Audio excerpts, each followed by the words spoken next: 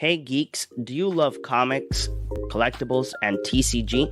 Well, here at Cardboard Cave, we have the place for you. Pass by Kapitan Granuja Comics and Games and find all your favorite geeky items there. Look for them at Facebook or Instagram or call them at 787-659-7003. A store blessed by Nicole Bolas. Hey guys, welcome back to another episode of The Cardboard Cave. I hope that you guys are having an amazing day, and I have a slight feeling that my camera is off sync. Give me 1 second. Let me refresh it. I think that we have now the camera synced in.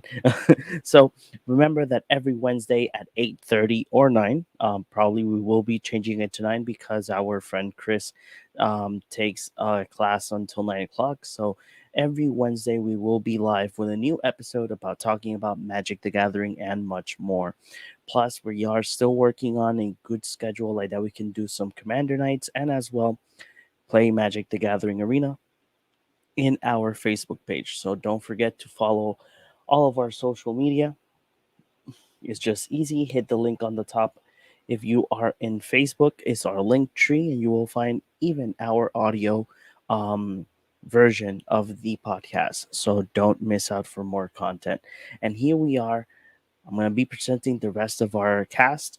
And here we go, the master of the dark arts, the one and only JP.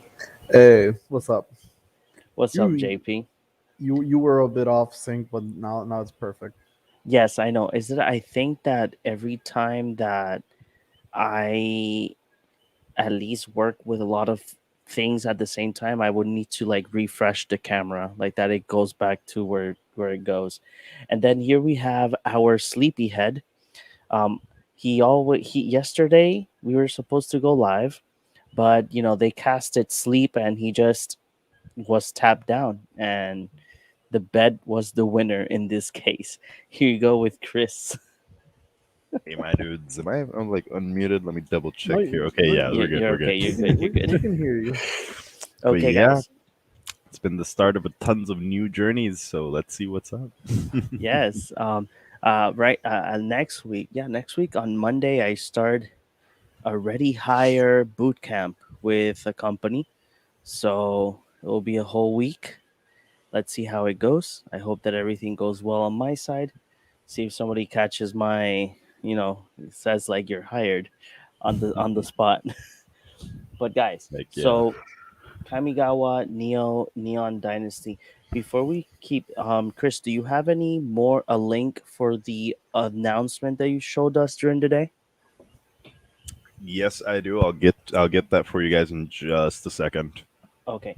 Well, while Chris looks for that link, so Kamigawa Neon Dynasty, we have gone through the spoilers.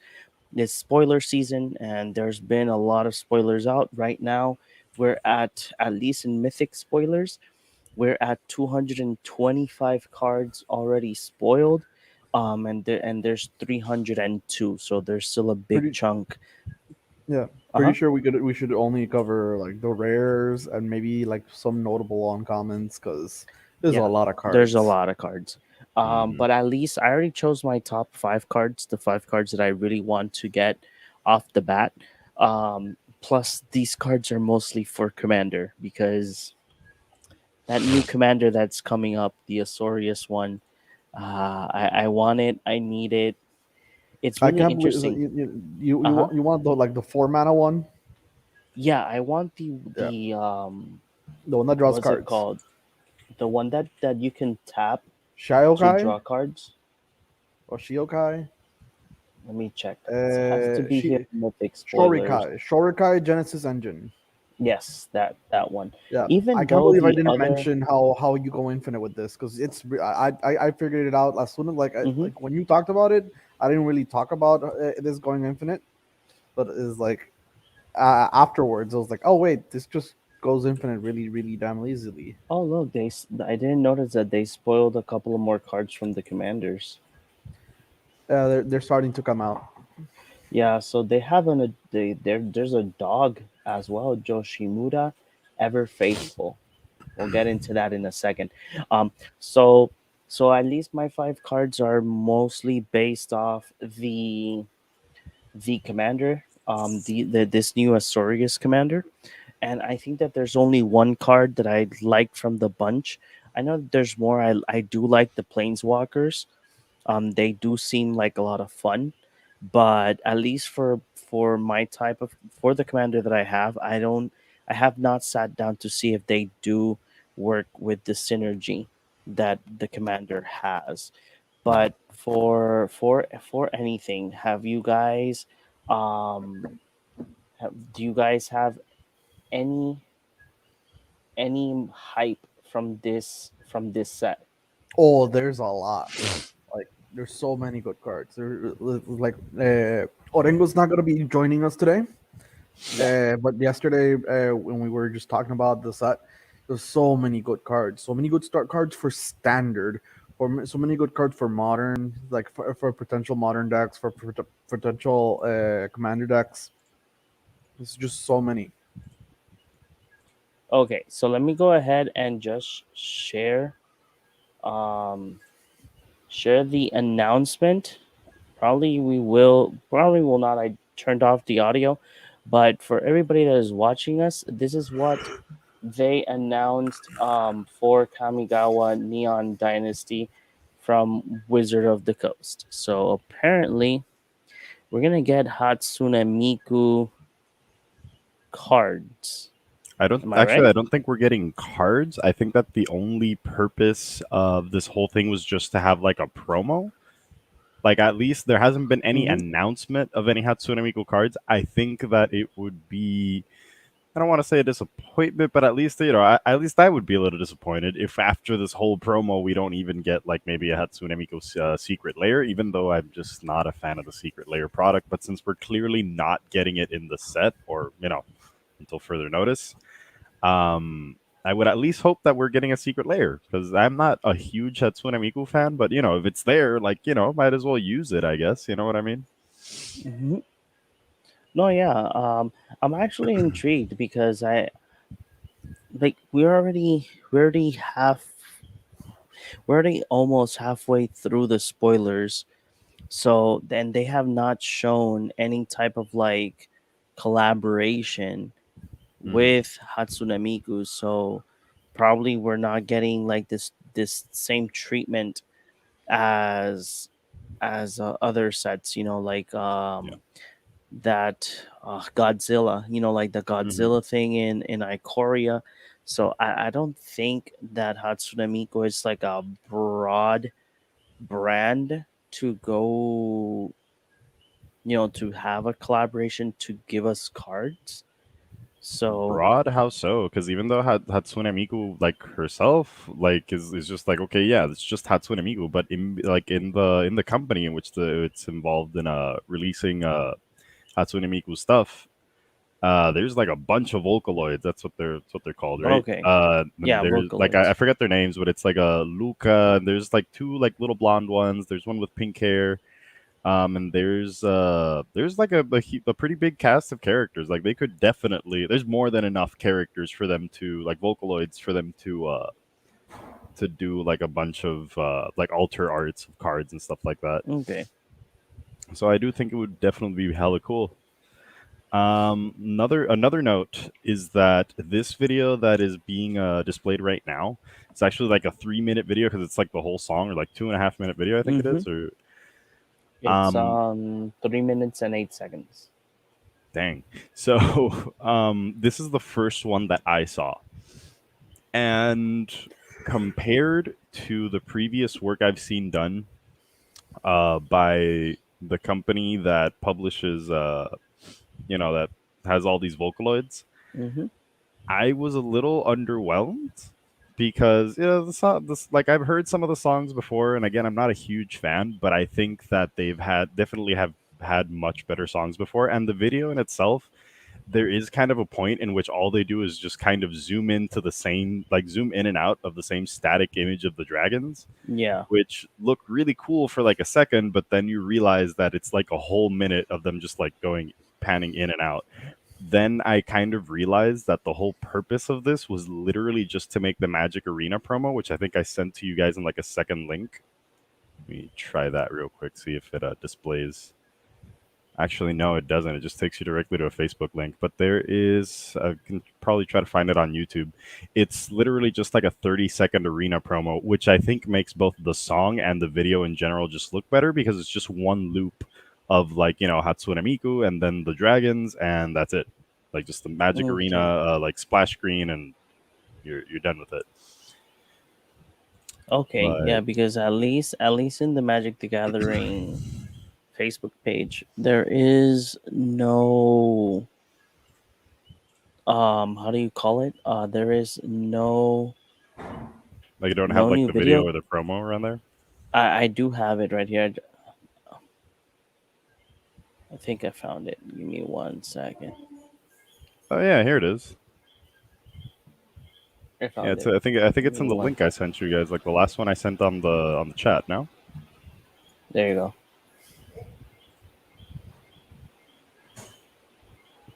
Ooh, a bit of lag there, but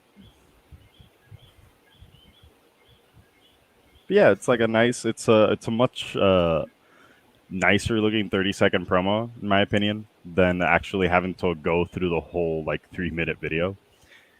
But I don't know. I think that the quality of the video itself could have been better considering the work I've seen done in the Hatsune Miku games. Like even their own trailers just seem better.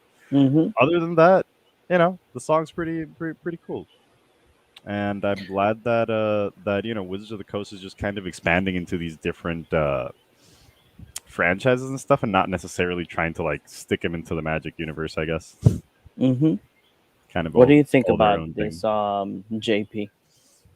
I really have nothing to say about it. I don't really know much about it at all. Like Okay. I'm completely out of the loop in this case. So Okay. Understandable. It's I'm okay with it. If I just hope that either way, I don't want a secret layer with black bordered cards.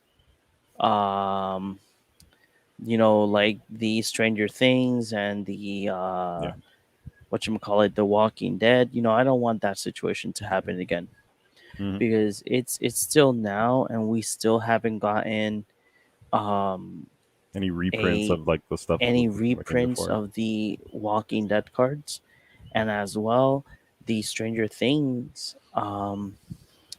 You could only get it for the secret layer, so it's like you know those cards exist. You can use them in Commander, but it still affects you know the whole point that if you didn't get them in secret layer, you have to get them in the third party market. So it's kind of difficult to think about, like to think things like that, right?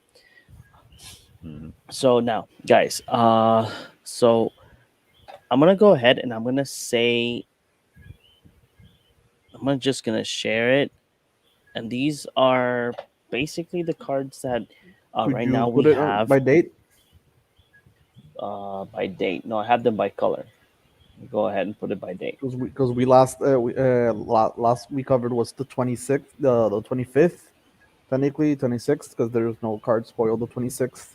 So we have a lot to cover from the 27th onward. January 31st, Like we have a lot to cover. January 30, 28, 27. There we go. That's yeah, There we go. because we already talked about those cards. So Yeah, I noticed that we have more shrines. So this shrine thing is gonna be a thing. Oh yeah. yeah. It's gonna be interesting. It's a nice nod and towards original Kamigawa with the where the enchantment shrines were actually quite strong. and Yeah. are very good in different formats. Like not very good in different formats, but like in the limited format, they are they've always been very good.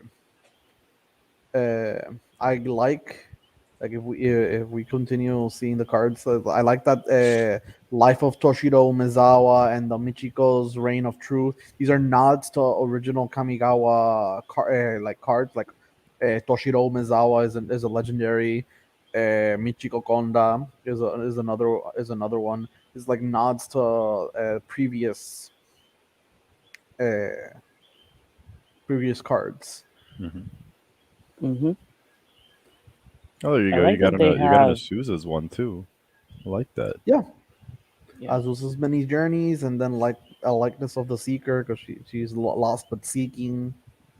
Mm-hmm. And you got Boseiju reaches Skyward, so the land of Boseiju, which we will see because there is a Boseiju card, and it is it is amazing.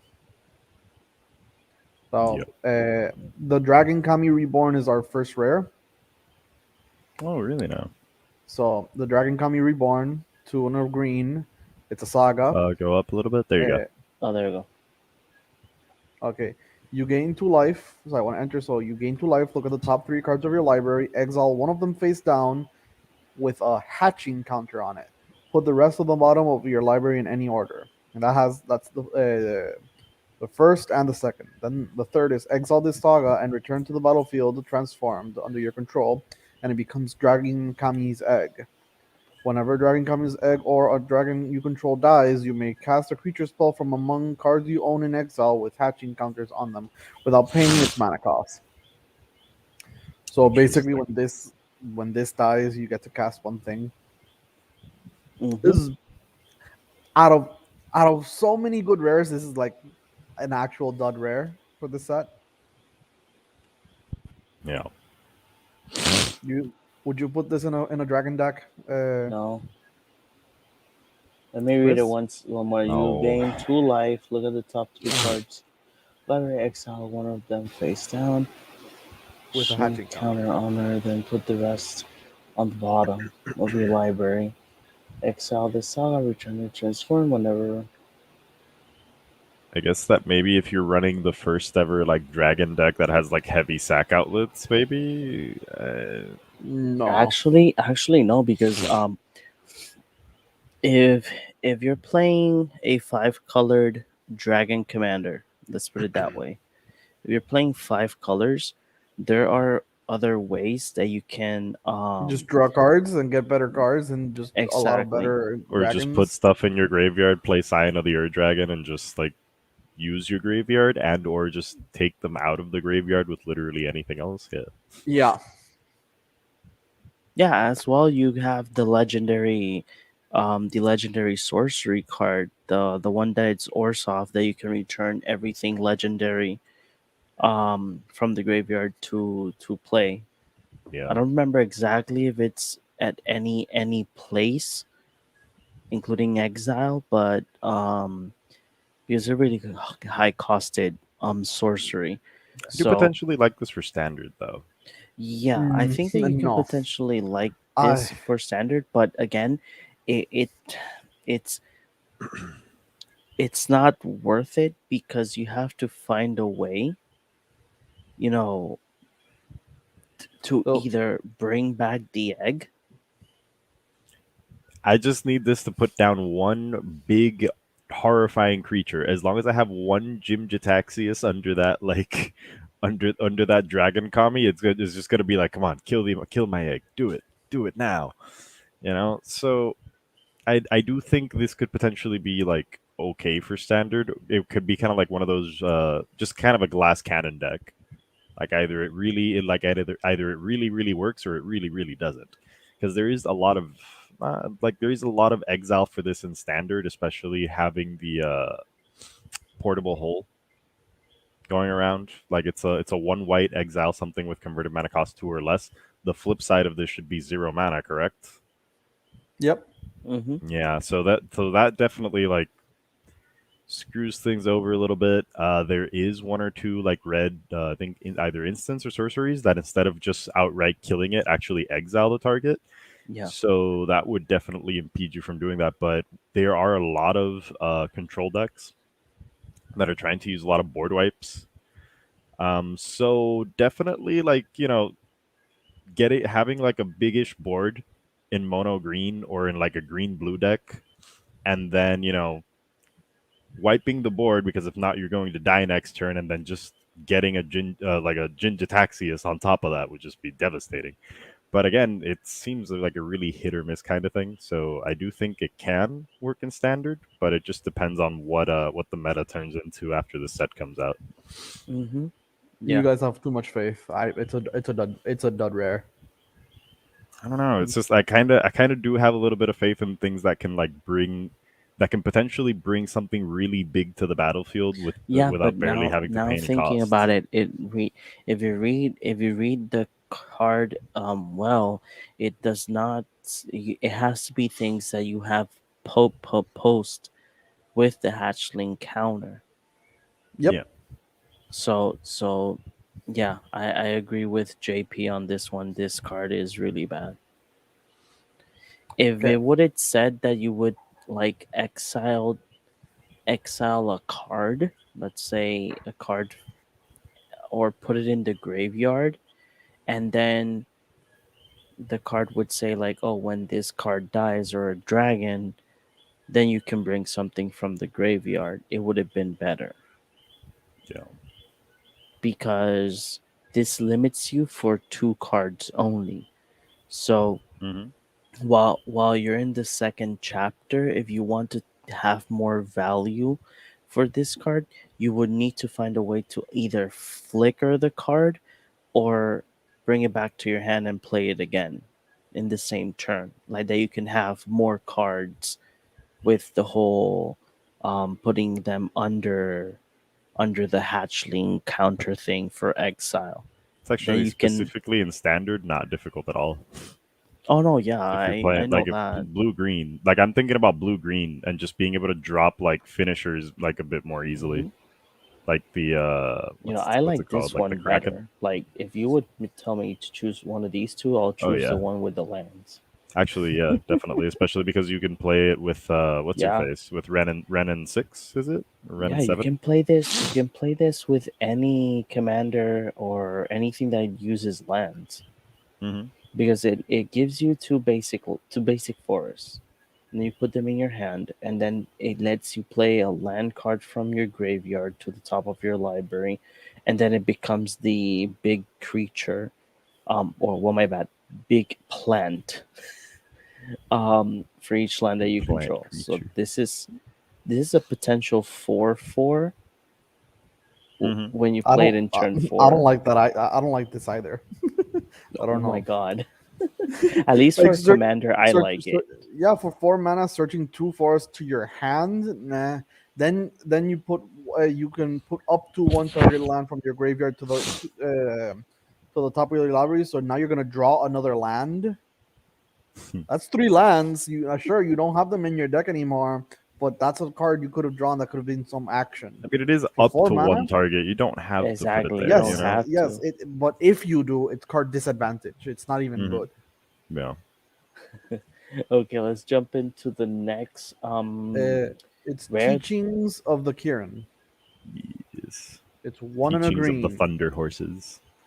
Uh, Has 3 chapters. It says the yeah. first chapter is mill 3 cards, create a 1/1 colorless spirit creature token. Chapter 2, put a 1/1 counter on target creature.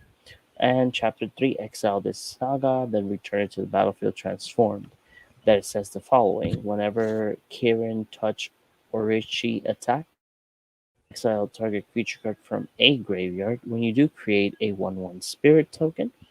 The Graveyard second hate. ability that's exile target non-creature card, and you can put a 1/1 counter on target creature you control. There's See, so this much is a good graveyard card. hate in this This is standard. a good card. There's a lot It of graveyard hate. it feels like this card feeds itself because you're milling 3 cards and then you create a 1/1. Then you Mm-hmm. Hmm. start buffing that. You can buff that 1/1 or any other creature, and then start doing the same thing over and over again. Yep. Yep. Now there comes my favorite legendary land of the set, Boseiju Who Endures. I think we can all agree this is the best one. Yeah, just stick it. If you're playing green, you don't have a reason not to have Boseiju in your deck. Period. Like, there's just no reason not to. Whether it's standard, whether it's, I don't know, legacy, dude, just play Boseiju. You're going to get value out of it. You either get yourself a land that just doesn't come in tapped, period, or you can just discard it and just blow something up that your opponent controls up. Like, it's just Destroy great. target artifact, enchantment, or non-basic land an opponent controls. That player may search their library for a land card with basic land type. Put it onto the battlefield, then shuffle. This ability costs one less to activate for each legendary creature you control. It already costs 2 mana. It Mhm. already costs. I feel like it Yeah. would be more balanced if we're 3, because it's 2 and a green. That way you have to have 2, and then it's only 2 mana. But basically, if you have your commander out, you just pay green to do that. On an effect on a land, it's a bit pushed. It's not pushed. It's not a bit pushed. It is pushed. Yeah, it's perfect. That's exactly how I like my cards. Push. The next Uh, card I, is I do want to. I do a want to just Yeah, like vehicle. Yeah, mention the Goblin enthusiastic Artificer. Merchant. Yeah, I know you were, and I was this one. gonna. Yes. No, I Yes. thought like next to Beseju. Yep. Yeah, it's an uncommon, but artifact spells cost one less to cast. Joyra loves this, and I regret not having those pieces just to put her back together for the specific purpose of sticking a Goblin Artificer in there that isn't slow bad. Shit, that's another card to have to pay to give you less cost On on your your artifacts, artifacts. it's insane. That's It's amazing. great. Sadly, So it's Izzet, so I can't play it It's in my commander. exclusively is it? Yeah. So Surge Hacker Mech. I like the fact that Yes. we have mechs, and I'm loving this. Reasons why I want the commander. So it's an artifact vehicle with menace, 5/5 for 4. That says whenever Surge Hacker Mech enters the battlefield, it deals damage equal to twice the number of vehicles you control to target creature or planeswalker an opponent controls, and it has crew 4. I am disappointed with this card. Yes. I I feel like this should have hit face, and if this should have hit face, it would have made a vehicle deck like make sure a vehicle deck would have been a thing. yeah. Or just hit any You target. play and yeah, any target, yeah. But it's like I feel Yeah. actually no. I feel like it should just hit face, because if it hits any target, it's too good. Yeah. For in that specific deck. But if it only hit face, it becomes the staple finisher. I also think that You if just play it's going this, to then play another one. specifically, yeah. But I also feel like if it's just going to specifically either hit creatures or planeswalkers, I would hope that it's like an effect you can kind of do over and over, like enter the battlefield and attack, or attack. That way, at least, I don't know. I feel like you can get a little bit more out of it. Yeah, but at twice the number of vehicles, it's too much. Yeah, I kind of get it, but Mhm. I I'm don't I'm know. comparing this to the elf, the 3 mana elf that when it enters, it deals damage to an opponent equal to the number of elves you have. Yeah, but So compare the amount of elves an elf deck can produce versus the amount of vehicles a vehicle deck can produce. I mean, it's just not enough. usually it's enough. Vehicle decks. Well, I'm not well, sure you if played right now in Kaladesh there were vehicles they would cost 1 mana N2. or 2. It's like I'm not sure you played standard for Kaladesh, but vehicle decks were like I Mardu did. vehicles was the deck to beat. Yes, It's the exactly. one that I started building at the time. Yeah. Yeah, that was the one that I remember because it was like if it was yesterday.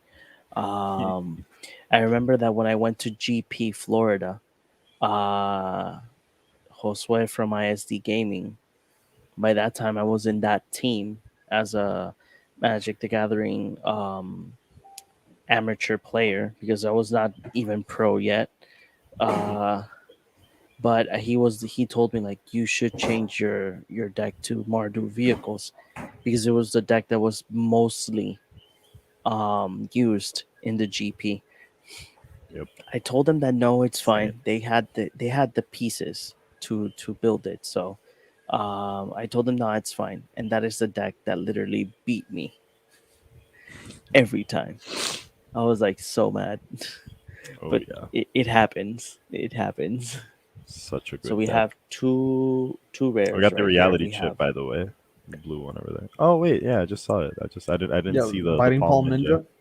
Yeah. Yeah, Biting Palm Ninja. It's 2 and a black creature, human ninja. He's a 3/3. He has ninjutsu for 2 and a black. Biting Palm Ninja enters the battlefield with a menace counter on it, and when it deals combat damage to a player, you may remove a menace counter from it. And when you do, that player reveals their hand, and you choose a non-land card from it. Exile that card. So if you play this normally, it will still have the menace, and menace will always be a good evasive keyword, so you can hit and activate a second ability, or you can just ninjutsu it and get the effect either way. Yeah. I like this card for ninja decks. It'll probably be very useful there, but I feel like ninjutsu, like the ninjutsu should be either 1 mana less for being at 2 mana for to be Be like worth it over like just casting it normally. yeah, because you still get the menace anyways. Yeah. hmm You can just cast this later and just Yeah, do a no ninjutsu. matter the situation that you choose, let it be casting it or ninjutsuing it, you still get the menace counter. Yeah, Yeah. but So let's That's go. what I do really like about the card though is that it doesn't rely like exclusively on it being cast with menace, with with ninjutsu. ninjutsu. Yeah, for it to Mhm. activate its second ability, like it doesn't depend on that, and I think that like works out great for it. Yeah. Yeah, it does. That's So good. you wanted to cover the reality chip? Yes, I. This is like one of my favorite cards in the set, simply because of its like importance in the lore more than anything. So the reality chip, a legendary artifact creature, equipment jellyfish. That's kind of a mouthful. So you may look at the top card of your library at any time. As long as the reality chip is attached to a creature, you may play lands and cast spells from the top of your library. It has an equip or reconfigure in this case, cost of I think it's 2 and a blue, correct? It's a total Yeah, 2, Yes. and it is a reconfigure 0/4. just in case for everybody that is listening to us or watching us. Reconfigure is a new mechanic that you can attach the equipment creature to another creature, or you can detach it. So it's like if it was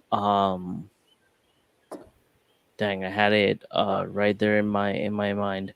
Like But equip or Bestow. it's it's like yeah, it's like bestow exactly. So you can attach it to your creature of yours, so you can just detach it.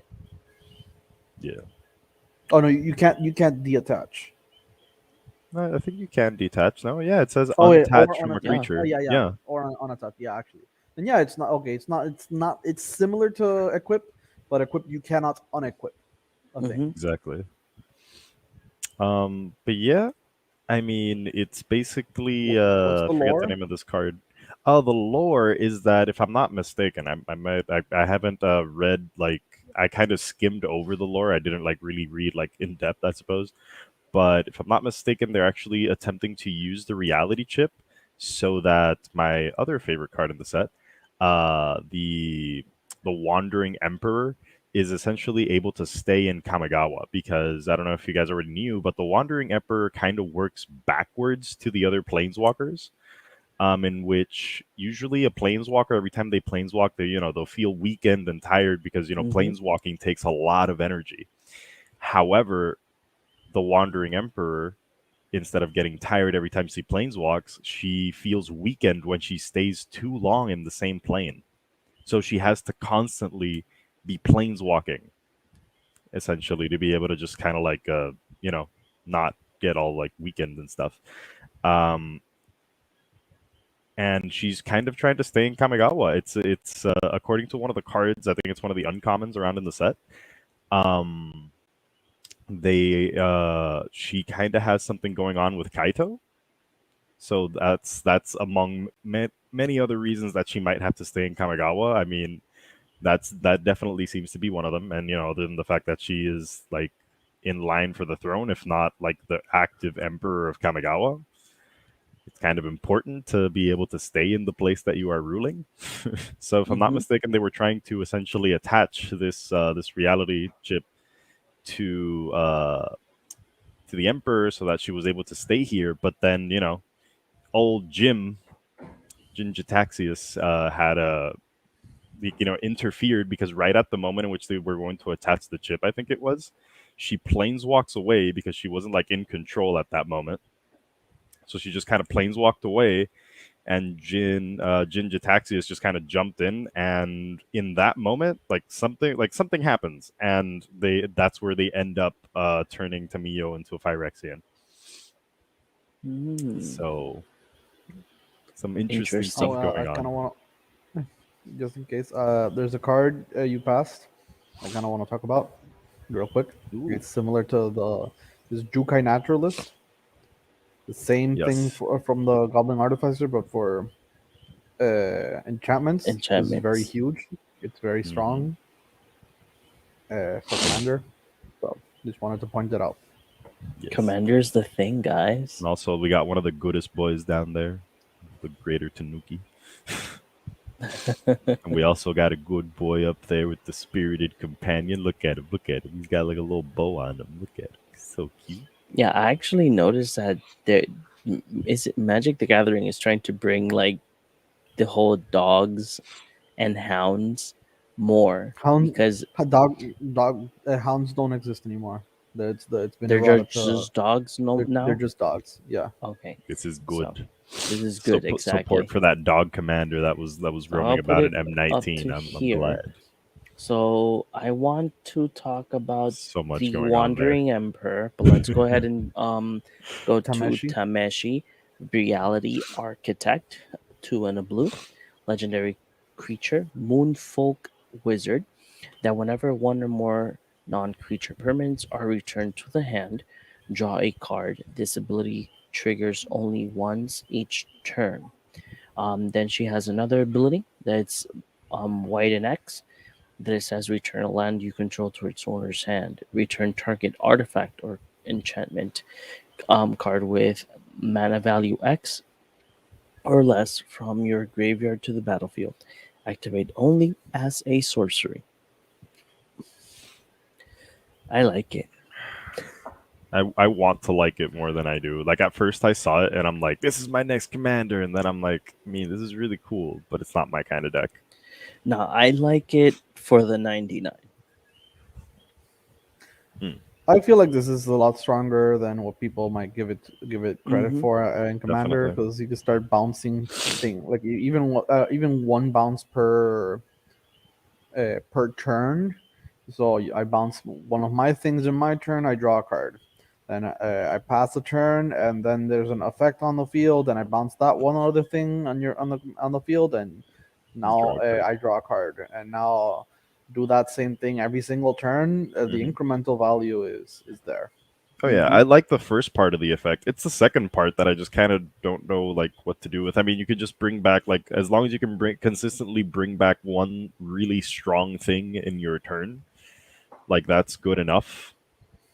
But I don't know. It's just not my personal kind of I deck. like I, it. I I would like probably it. just build something more spell slingy rather than trying to build it artifact based, which totally goes against like the card itself. But that's I just me. like it No, because of the fact that, let's say, me that I have already planning on building the vehicle commander, right?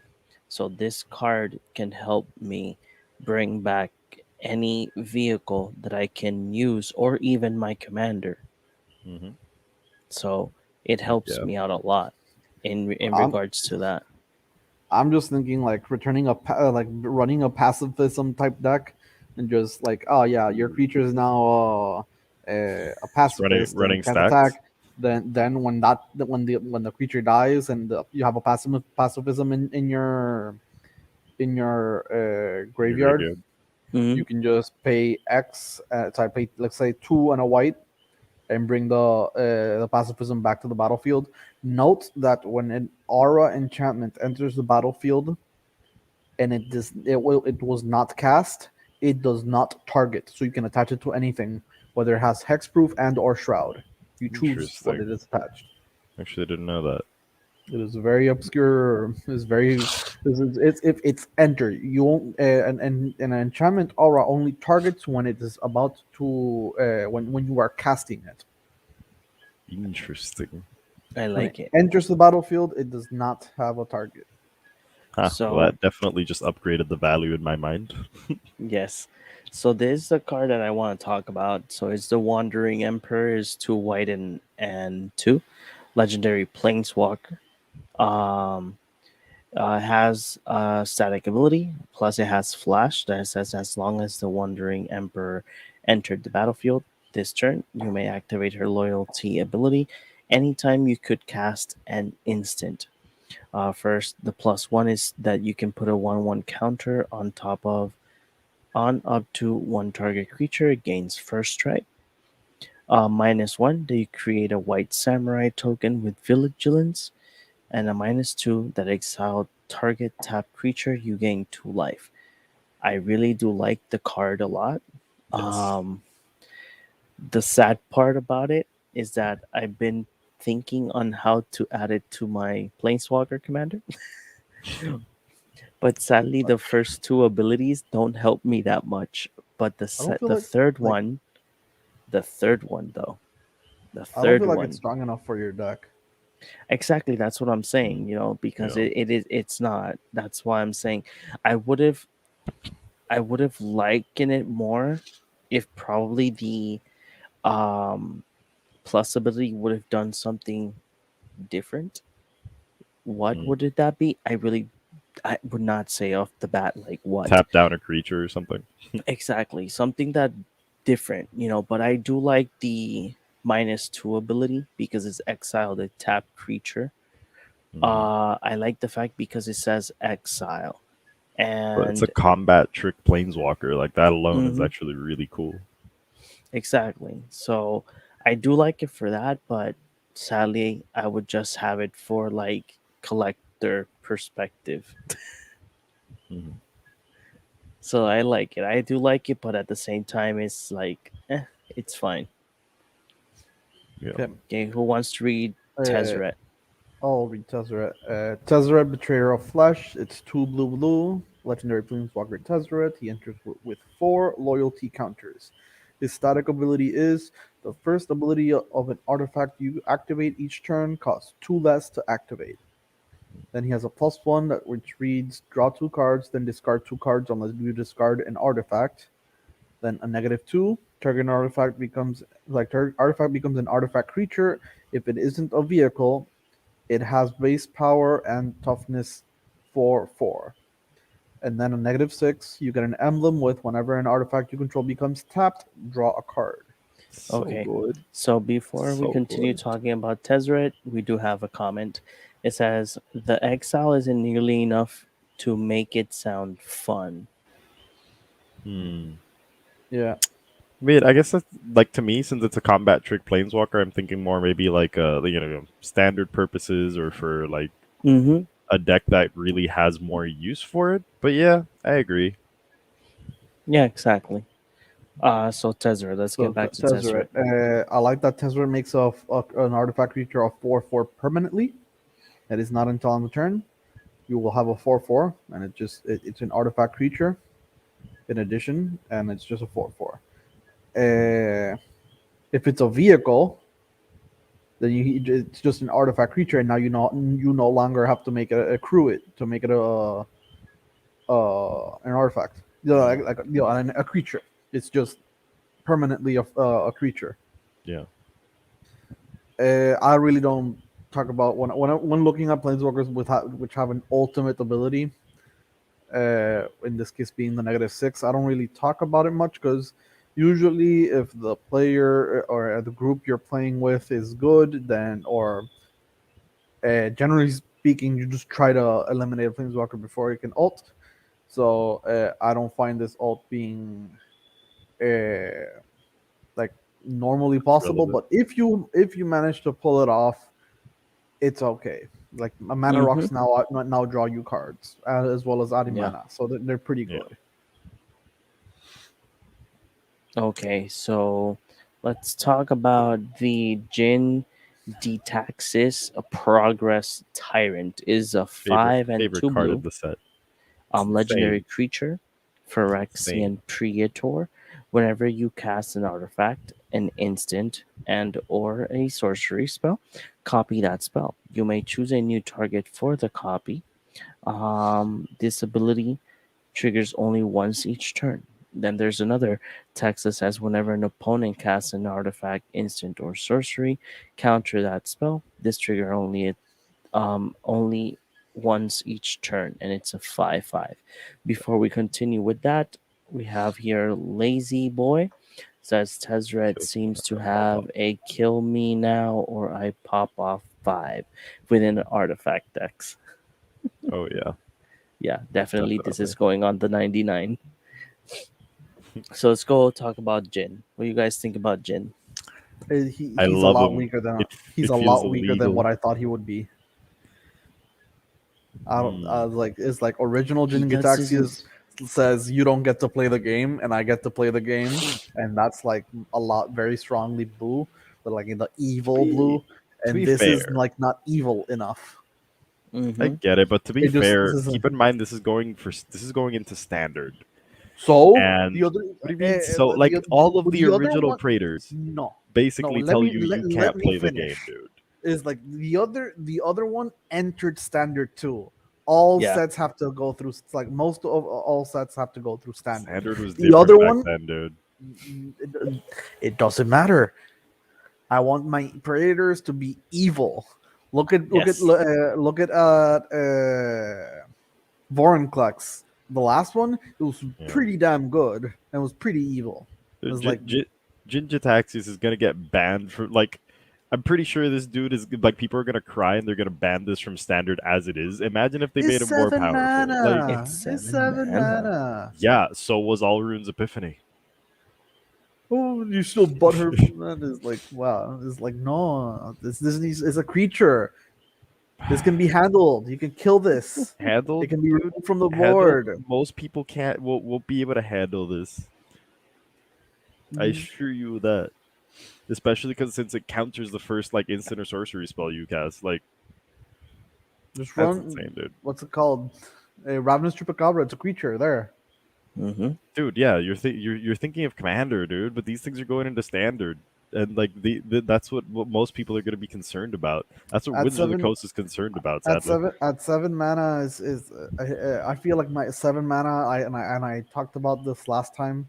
7 mana for a blue deck should be I win the game, and this doesn't win the game. This just prolongs the game, Mm-hmm. and Yeah. prolonging the game causes a chance to lose the game.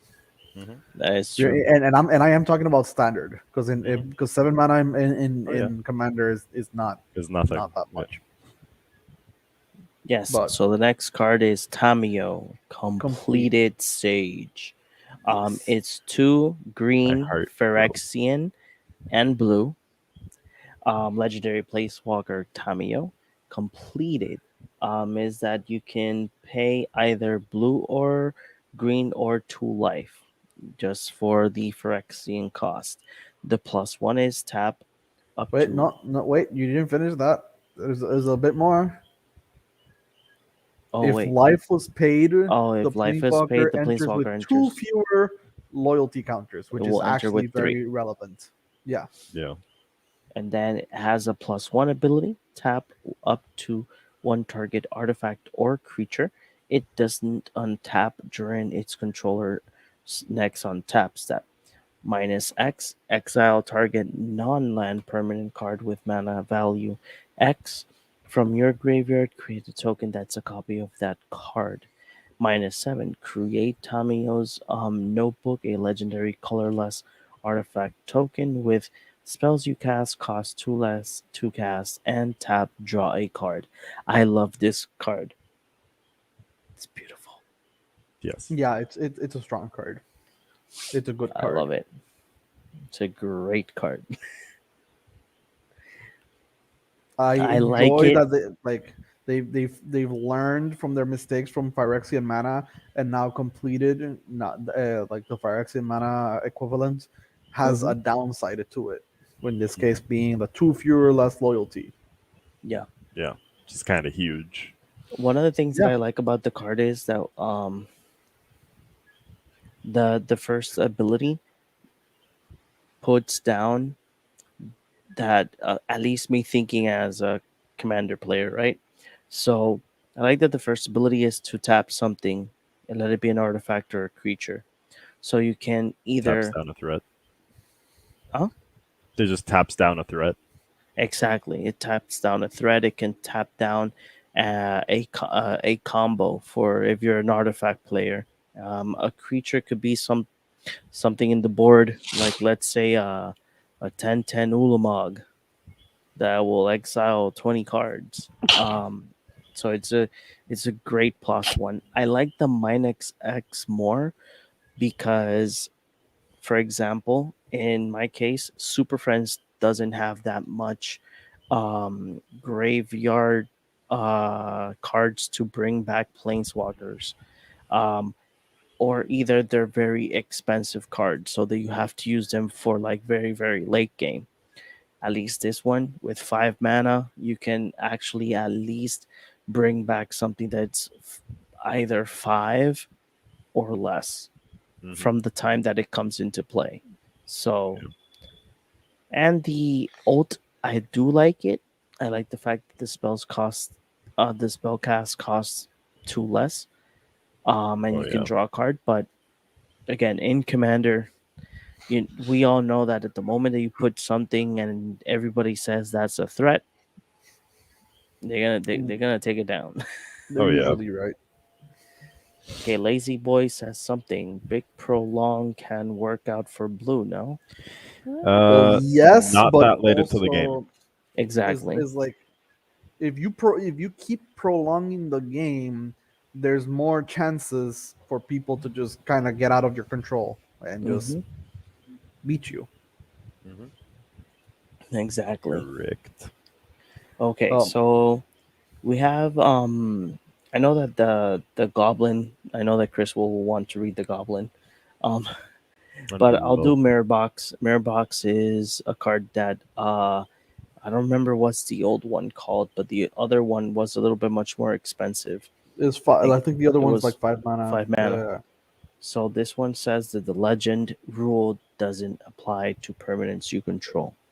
Each legendary creature you control gets +1/+1, and then each non-token creature you control gets +1/+1 for each other creature you control with the same name as that creature.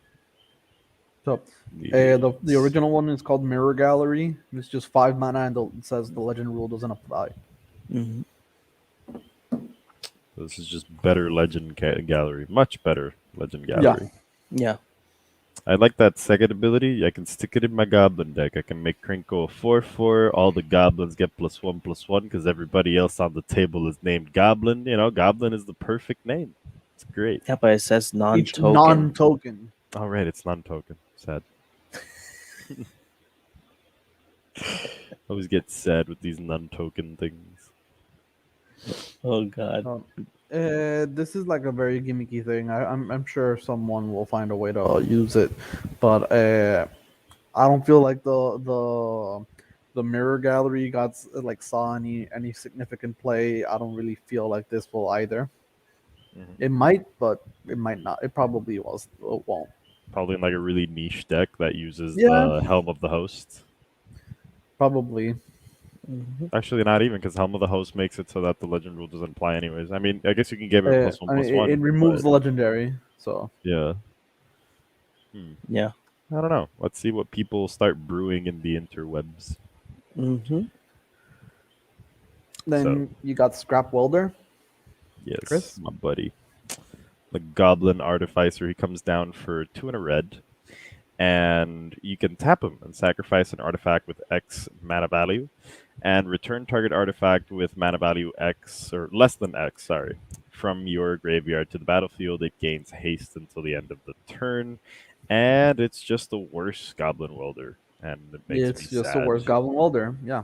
Much worse Goblin Welder. Like it comes down for 3 mana. It's sure the stats are nice. It's a 3 mana 3/3. It's fine, but you know Yeah, you you went still even. Yay. yeah you went even, and then you're Mm-hmm. sacrificing an artifact with like converted mana like mana value X, and then you got to bring something of lesser converted mana cost. You can't even do equal, which already makes this kind of.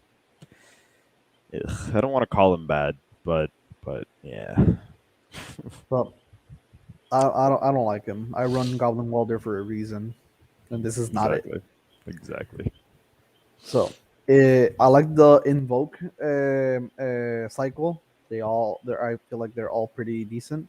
The blue one's probably one of the weakest, but let's say the black one. Invoke Despair.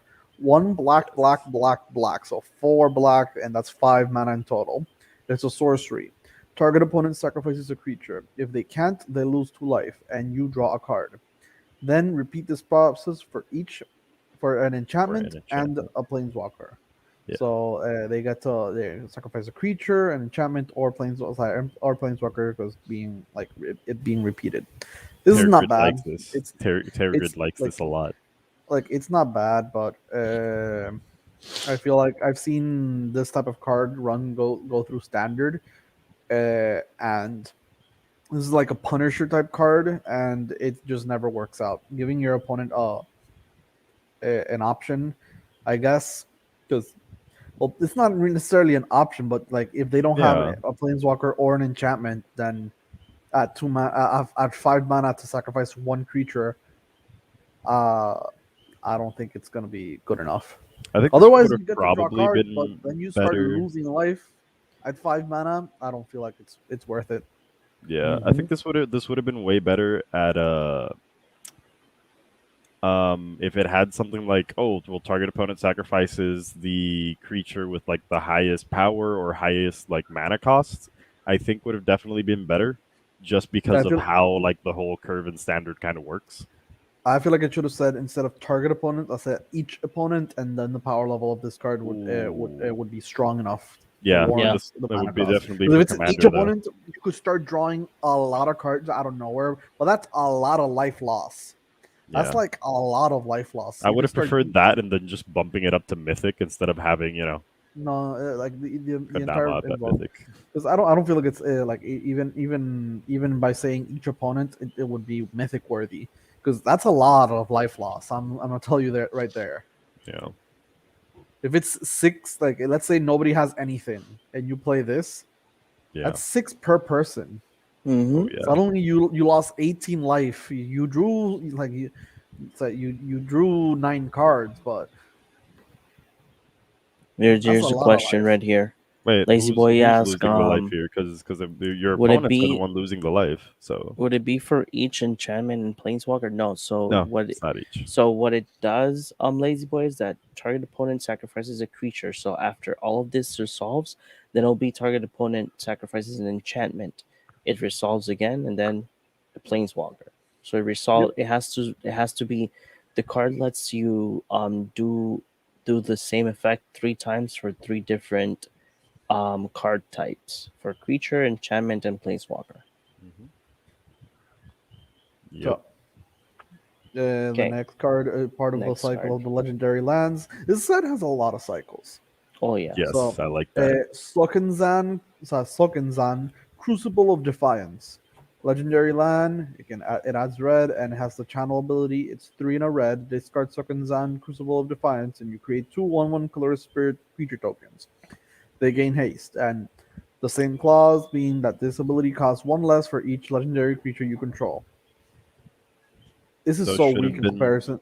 It's so weak in comparison to the to Mm-hmm. the to the even green at one. 2 mana, it would just be an equivalent of a goblin, like Krenko's command or like the dragon fodder. Just 2 mana, 2/1/1s, and they don't Yep. even have a goblin creature type, which is a lot better. Mm-hmm. So They this is should have been 2 goblin samurai. it should have been. Yeah, I actually do feel like it should have been 2 goblin samurai or something like that. Mm-hmm. Like yeah. Yeah, I think that would have Uh, been better. and the last card from January 27th is Kodama of the West Tree. 2 and a green, legendary creature spirit, and it's a 3/3. It has reach. Modified creatures you control have trample. We've already covered what modified is, but again, it's equipment, arrows you control, and counters are modifications for Mm-hmm. creatures. Whenever a modified creature you control deals combat damage to a player, search your library for a basic land card and put it into the battlefield tapped, then shuffle. +1 counter decks. This goes Mm-hmm. in. This is like super strong. You start smacking for a bunch, and if they all have +1 counters, suddenly you just ramp a bazillion. Yeah. Yeah, because the good thing is it Torrens says enjoys whenever this. a. What? Which one? Torrens. Torrens would enjoy this. This is a very strong card. I still feel like Kodama of the East Tree is stronger, but it kind of lets you play permanents for free. So it's cheating of permanents. That's I quite mean, anything that lets you cheat stuff into play is just yeah.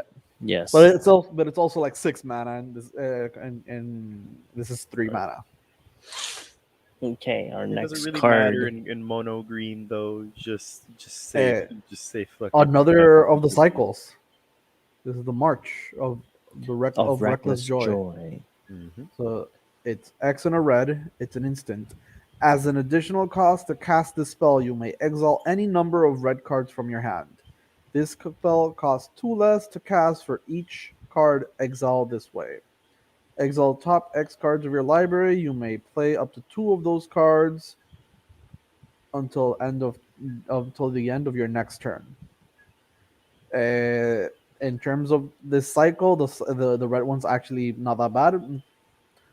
Uh, maybe like you got 2 duds, like 2 dud cards. You can just exile those. Now this cost the card costs 2 less for each one, so that's 4 less. Then you just pay Mm-hmm. a 1 red and exile the top 4 cards and get to play 2 of them. I feel like at that rate it's pretty good because you replace the 2 cards while looking at 4 cards. hmm And anything extra is like if you have like a lot of cards in hand or if you have a lot of things that won't work. But because you can only cast up to 2 of those spells, you can play up to 2 of those cards. Then I feel like maybe exiling 2 red cards is as much value as you'll get. Yeah. Note that this says play up to 2 of those cards. You can play lands. Mm-hmm. That kind of hurts me even more. The fact that I would have to essentially choose in between playing a land or playing like or getting like more value out of this by just straight up playing a spell. I mean, you could exile. Let's say you have like two shit red cards in your hand that don't work at the moment. You exile those 2, get 4 cards. Oh Yeah. look, I got 3 lands and one card I can actually cast. So you cast the card and get a land. You still get That's a value out of that. problem. That's usually never the case. Like every time you like I don't know if it's just my luck or something, but usually every time you really need to cast a spell like this because of that same reason, like you have some duds in your hand or something, you never just exile a bunch of duds and then just like one like good card. No, it's usually just like the way it kind of tends to go sometimes is like you exile something really expensive that you wouldn't have been able to cast anyways. You exile like maybe a land if you're really lucky, and then the other 2 cards are like burn spells. So It all depends because this card is really good for that commander that likes playing things on in the exile. prosper, Like yes, Prosper. Yeah. And if I'm not mistaken, there are cards that let you play um cards on the exile pile. So This is so very in few. a sense, exactly, even though that there are very few, but in the sense of like at least that commander, this card is amazing. Because even though it lets you play only up to 2, but if you do get like a card that lets you play cards from the exile, then you can play the 2 that you choose, and then the X amount of cards that you chosen that are that to pay for X. So I don't know. I think it's a good card for at least for commander, and for Mhm. standard. I do like it because it's an instant. Yeah. So you can play this at the end of your opponent's turn. And let's say that you are mana flooded. Mm-hmm. That happens a lot in standard. So let's say that you as a mono red player you have 8 lands. So you can do this for 5, and maybe out of those 5 probably you'll have like 2 to 3 lands again. Actually, And I'm then thinking. the 2 cards that you can choose, that probably they're probably good cards. I just actually started thinking that this could probably have a lot more value in something like Is It in standard. Yeah. Maybe Okay. even in modern, because it's 1 mana and you start getting rid of the cards that don't work, and you're Yeah. getting more spells. Yeah. Actually, the more I think about this card, the more I kind of like it. See, I so don't think I love it for commander, I don't feel like but it's good for commander. I feel like it's yeah, good for but smaller standard and constructed modern, formats. I'm actually thinking about this card a lot, like especially in Is It, because for just 1 red mana, being able to potentially exile answers from the top of your deck for something your opponent is playing. I mean, I think this is actually fantastic. So probably my bad. So look at this. The Chandra from Crimson Vow, Ooh, it dress to actually kill. her ult does say exile the top 5 cards of your library. You may cast red spells from among them this turn. Yeah, but it's still her ult. I mean, again, how often do you get to ult a planeswalker like that? You know, Hmm, in that's standard, that's the issue. but it's in standard because her second ability, it's to exile the top card. If it's red, you can Mhm. cast it that turn, and the first Uh, one gives her mana. the Chandra That's specific one is like those spells you exiled, not necessarily red spells in exile. Okay. mm, Okay. So For the next one, March of Otherworldly Light is white and X as an additional cost to cast this spell. You may exile any number of white cards from your hand. This spell costs 2 less for each card that you exile this way. Exile target artifact or creature. Target artifact, creature, or enchantment with mana value X or this is less. really good. This is really good. I mm, feel like this is good enough. I compare this to there's a card I play. It's a Sickening Shoal. Sickening Shoal reads X red black black, and you may exile a card from your hand, a black card from your hand, and you give a creature minus X, where X is in this case the exiled spell or the pay the what you pay, and this is very similar to that. So you could get 2 cards to kill one. This is very good. Also, I kind of realized that this is exactly reminiscent to that cycle, because that cycle, the shoal cycle, is from Kamigawa. I think it was specifically from Betrayers of Kamigawa. interesting. I like that. Okay, So who's gonna read this the is really human strong. ninja? We've The already talked toad. about Jiraiya right here. Yes, We We did. talked about it we with did. yeah we talked about it. It was a different art. Oh, Yeah. It was okay. the promo art or the alternate art. Ooh, I just We But already yeah, wanna talked take about. a this is quick just second to Jiraiya. talk about the ninja turtle. I mean, I'm sorry, turtle ninja. The bottom there. Yeah, and we know we Kabatech got record. Master Splinter somewhere around there as well. We already So passed Master Yeah, Splinter. yeah, yeah, we did. we got Master Splinter. We This is got the Ninja Leonardo. This Turtles. is Leonardo. Heck yeah. Hmm. Okay, there we go. So Lizard blades. yeah, we already Did talked we? about Junji. So We already talked Lizard about Blades. Junji. Yeah. Double is a 1 and a red artifact creature equipment lizard. Double strike. Equipped creature has double strike. Reconfigure 2 colorless, and it's a 1/1. Yes. I mean, I can't stop thinking of just like Somebody going outside, getting a pair of lagartijo, and they turn into daggers. Just like go outside, grab a pair of lizards, and just daggers. Oh, Oh god. And then I the do like next it. It's card a is double strike for Invoke 2 though. I like that. Calamity. That is 1 and 4 red instant. You may cast up to 2 instant and or sorcery spells with total mana value of 6 or less from your graveyard and or hand without paying their mana cost. If those spells would be put into the graveyard, exile them instead, and then exile Invoke Calamity. This is one of my favorite cards of the set. Yeah. What do you guys Uh, think? this is this is a great card. This is a really good card. Mostly because I was thinking of this type of effect for a deck I used to have, and I've been slowly gathering cards to rebuild it again because I kind of feel like I want to make it, but it was very like I won't say oppressive, but it was it was lower on the interaction side because you kind of just Mm-hmm. went off.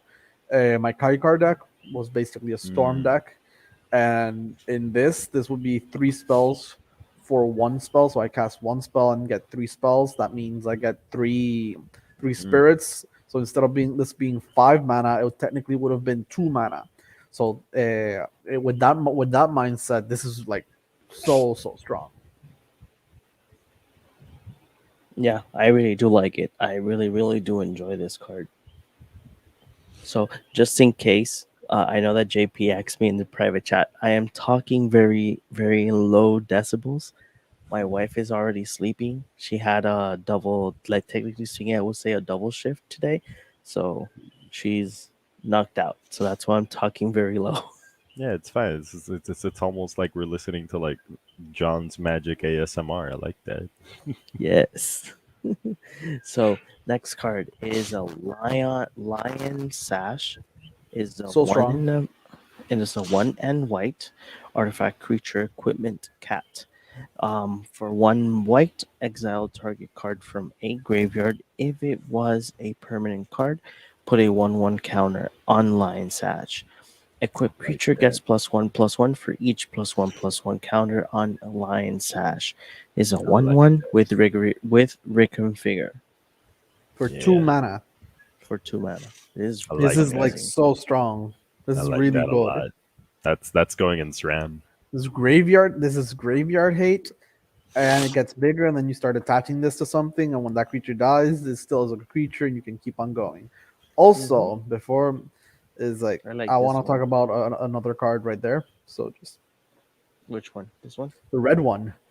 Oh, Tempered Tempered Solitude. in Solitude. This Whenever a card creature you is control attacks alone, exile a top card of your library. You may play that card. Yeah, I don't know why I like this card so much. it has a Like, lot of potential. it It does. reminds me of Bomat, but without like, paying the mana and like, exiling Interesting. and I know it's sacrificing it. I know it's not the most strong, like objectively strong card, but I just Mm-hmm. really like it for some reason. Yeah, I like it. Hmm. I'm not gonna lie. I like it. Okay, see. No rare, no rare. Okay, here's rare. So What's that 6 cost at the bottom? Is it like a? Like, I can't tell what it is. That's what. Oh wait, That, there's like a that's a mythic right mythic. here. Yes, that is a yeah, but mythic. I think we got the that card like Moon recently. Sage's. Yeah, we did. There's Yeah, a we We did. did. Moon Sage's Scion.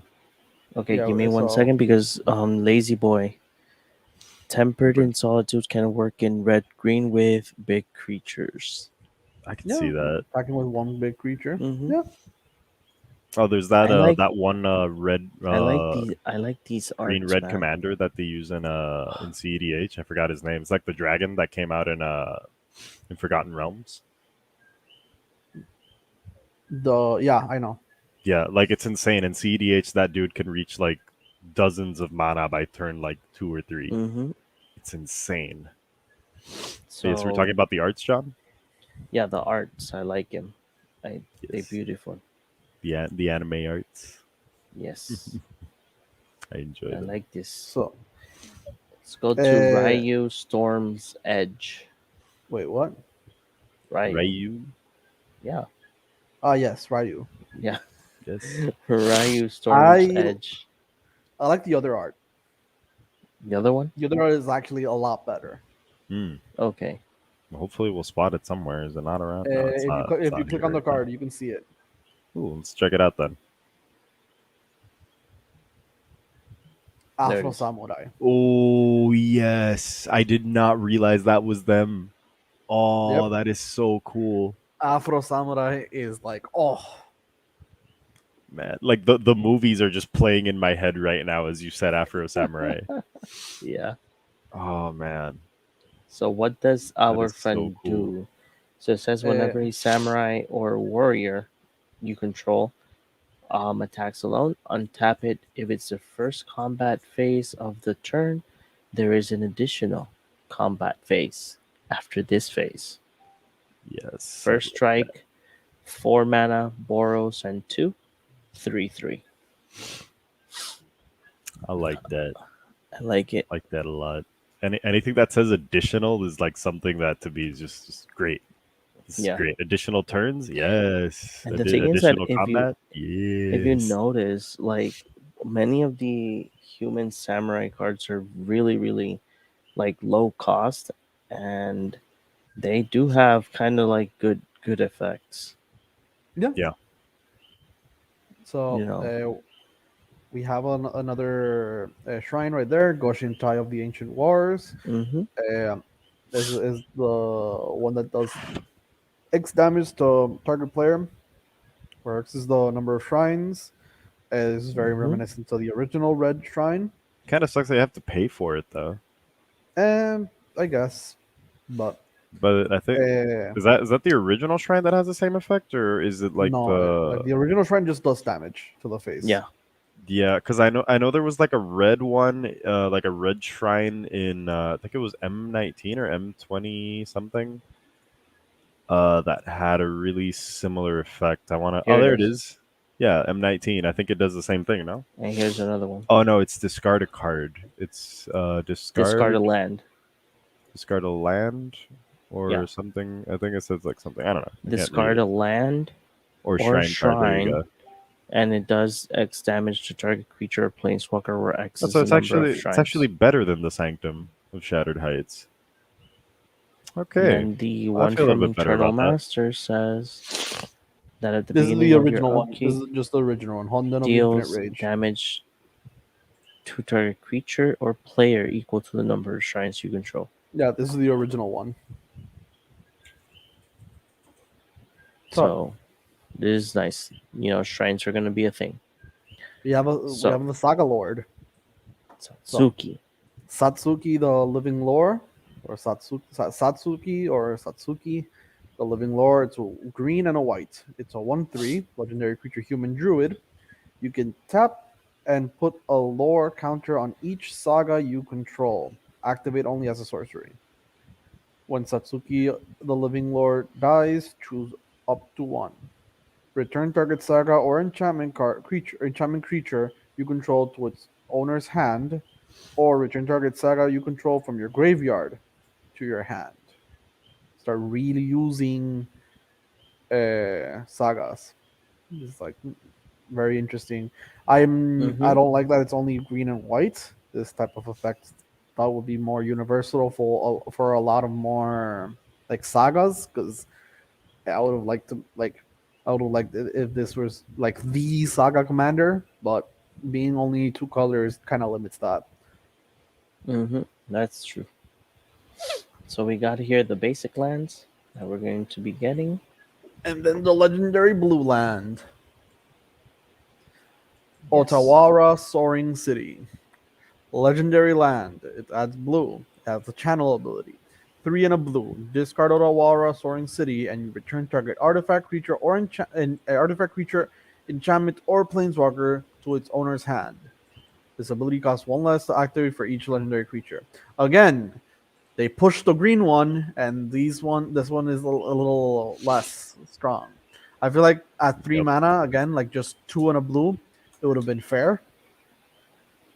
Would have been like decently fair, especially after they banned Divide by Zero. Yep. Mhm. Alas. I'm still pained by that one. But be pained no longer, because this next card is really fun. The Megazord. Yeah. Yes. Mech Heck Titan yeah. Core. It's 2 mana artifact vehicle for a 2/4, and it has crew for 2. And But its it's not ability blue. is you pay 5 mana, exile Mech Titan Core and 4 other artifacts, artifact creatures and/or vehicles you control. You create a Mech Titan, a legendary 10/10 construct artifact creature token with flying, vigilance, trample, a lifelink, and haste. That's all colors. When that token leaves the battlefield, return all cards exiled with Mech Titan Core except Mech Titan Core to the This is so battlefield with sexy. under their owner's control. I feel like they could have pushed this to make this a proper like. Proper I mean, finisher. I still feel like this is pretty pushed, but like just making this into an actual like a deck. I feel like this could actually still be an actual deck. It's assembling, it's like just having Make it a 4 other legendary and artifacts. like assemble the Megazord. Yeah, I Yes. mean, just 4 other artifacts. And the cool thing about it is like even if Mech Titan, the Mech Titan core dies, like if the construct dies, You get to keep all your other stuff. you get to keep the other ones except the Mech Titan core. Mm-hmm. Yeah. So if your artifacts had ETBs, then it'll still happen. It's going back to that to that the vehicle that dealt damage that doesn't deal damage to the face. It would have been like You damned if know, you do, damned if you don't, and it was like perfect for the type of deck. this will be in my 99, and I will This every is just time I yeah. use that ability, I will play the Go You'll Go play The Power Power Ranger Rangers. song. Yes. Yeah. Are you gonna play the Evangelion song when you put down your commander, or like how's that one gonna work? That's a good question. No, dude, you're That's giving me so many ideas to make like alternate arts of like the Yes, cards. man. Jesus. I'm actually kind of sad that at least right out of the gate we weren't told of like any kind of collab with any of these. Like Power Rangers alone would have been amazing for this set. Oh yeah. They could have done I mean Hatsune Miku would have been great to actually have a Hatsune Miku card in the set. Basically anything mech based, Yeah. the Ninja Turtles. Gundam. There's so many references here. Gundam, yes, like there's so many references, and we didn't get any. I don't know if Wizards wasn't able to secure them on time or what the heck happened, but I think. man, Wait. Give me 1 second. so. yeah, Continue with the cards. I'm just gonna yeah. look for something. While you're doing that, the next card is Invoke Justice. So I again, like the from the name of Invoke that. cycle, is Who's the 1 owner? white, Oh. white. So 5 mana sorcery. Return target permanent card from your graveyard to the battlefield, then distribute 4+1 counters among any number of creatures and/or vehicles target player controls. I am correct. What? You know Really that they you know that Hasbro is the owner of Power Rangers, right? Then what are they doing? What's going on? Exactly. Are we getting a secret layer, and that's why they haven't I mean, today was put supposed to this be out yet, the or announcement. They were supposed to announce a actually? secret layer today, and they Then didn't. hold on. While you guys keep doing that, I'm gonna check I out already if they checked. announced. They didn't announce anything.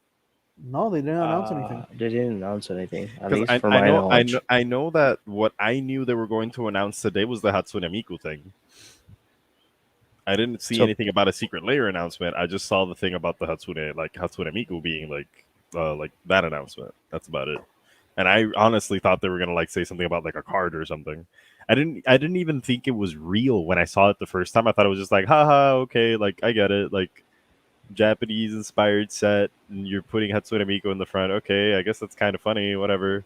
Like I didn't think it was real, and then it's like, you know, that thing came out today, and I'm like, oh wow. So, the next card is Fable of the Mirror Breaker. 2 and a red. It's a saga. Create a 2/2 Goblin Shaman token whenever this creature attacks, create a treasure token. The chapter 2 is you may discard up to 2 cards. If you do, draw that many cards.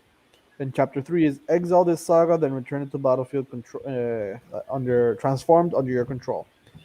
The transform side is Reflection of Kikijiki. It's an enchantment creature, Goblin Shaman. He's a 2/2, and it says pay 1 and tap him, and create a token that's a copy of another target non-legendary creature you control, except it has haste. Sacrifice it at the beginning of the next end step. So, Kikijiki, but both paying 1 and going through a lot of hoops. This actually, I feel like this card is actually pretty good, even like just in general, just at base value, just a 2/2 that makes treasures, drawing cards, and then the copy, Hell yeah. effect. It's like Mm-hmm. Gringo I'm like. not sure if this will see play anywhere, but like Gringo. the actual card is like at base value pretty good. Gringo. Gringo likes this. I'm gonna stick this in Gringo. So, okay, the next card is a bit above. Give me 1 second. I was checking if there was any announcements. Yeah, okay. Next card is Tribute to Hirobi. 1 on a black. It's in a saga. Each opponent creates a 1/1 black rat rogue creature token. And that's chapter 1 and 2. Chapter 3 is Transform It, and you get Echo of Death's Wail. It's an enchantment creature spirit. Flying haste. When Echo of Death Wails enters the battlefield, gain control of all rat tokens. And then whenever Echo of Death Wail attacks, you may sacrifice another creature. If you do, draw a card. So it feeds itself by making your opponents get rat tokens, and then Mm-hmm. start using this for card draw. I like that this is a tribute to an old Kamigawa card. In this case, is Kikijiki, and the other one is, and this is Hirobi. Mm-hmm. So A I like literal that tribute to Hirobi. yeah, a little literal. Yeah. The next card. So unless you guys have anything to say about this card, I feel like it's I don't. kind I of think just, it's it's just fantastic. there. I think it's Mhm. just there. I Yeah, enjoy it. sure. I just enjoy all of these new cards that are like sagas that flip in like into creatures. I really enjoy that whole concept. It's kind of like the concept of like an old legend coming to life, and I like that. Mm-hmm.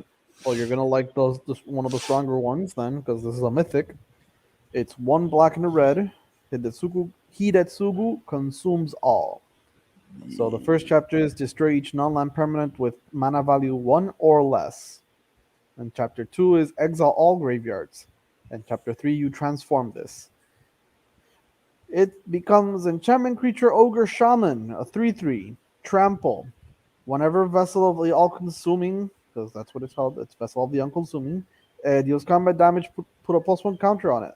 Whenever Vessel of the All-Consuming deals combat damage to a player, if it has dealt 10 or more damage to that player this turn, they lose the game. So Vessel the All Consuming just has like innate half commander damage. Mm-hmm. Yes. And then like when you put him down, he says, "Oh, so you did turn 1 Soul Ring. Well, fuck you." And then he goes, "Oh, so Exactly. you like to put artifacts or like pretty much you just like to put anything in your graveyard? Fuck you." And now we flip, and now this is my commander part 2, Electric Boogaloo. What you gonna do about it, son? Yeah. It's great. This is strong. This is just three mana, the destroy ability, and then the exile Mhm. is just strong.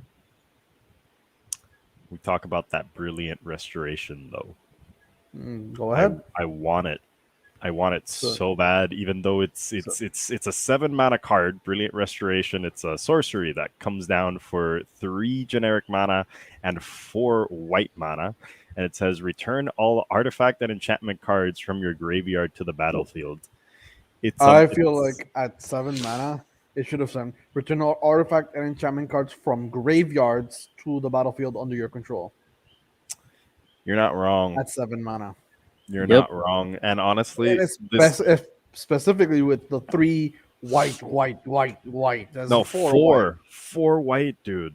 Like, That's 4 if white. there was ever a kill me card, that's it. You know what? I would say, like, if you're talking, I don't know, I He's can't, I talking don't know if about you're this one. referring to. Okay, yeah, Hiratsugo is definitely a kill me card because I thought it was talking about Brilliant Restoration, and I'm like, hold up, nah, but I feel like To be honest, this should have most likely been like a 5 and 2 white card.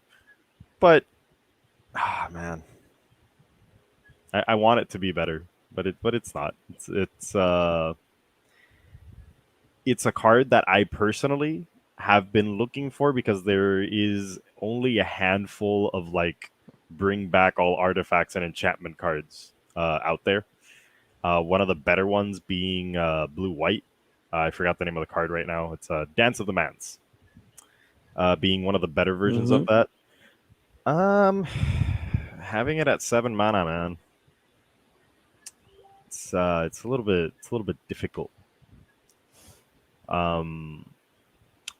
But all that's going through my brain is just kind of like, oh, I can stick this in SRAM, and it's like really good for late game if people have like completely destroyed like my field a few times. I think that if you're running mono like some kind of mono white artifact deck, this is great. Other than that, it's okay. Anything you want to add, John? Nah, this is actually this was actually on my top 5 cards. Oh yeah, that's Nice. It was in my top 5 cards.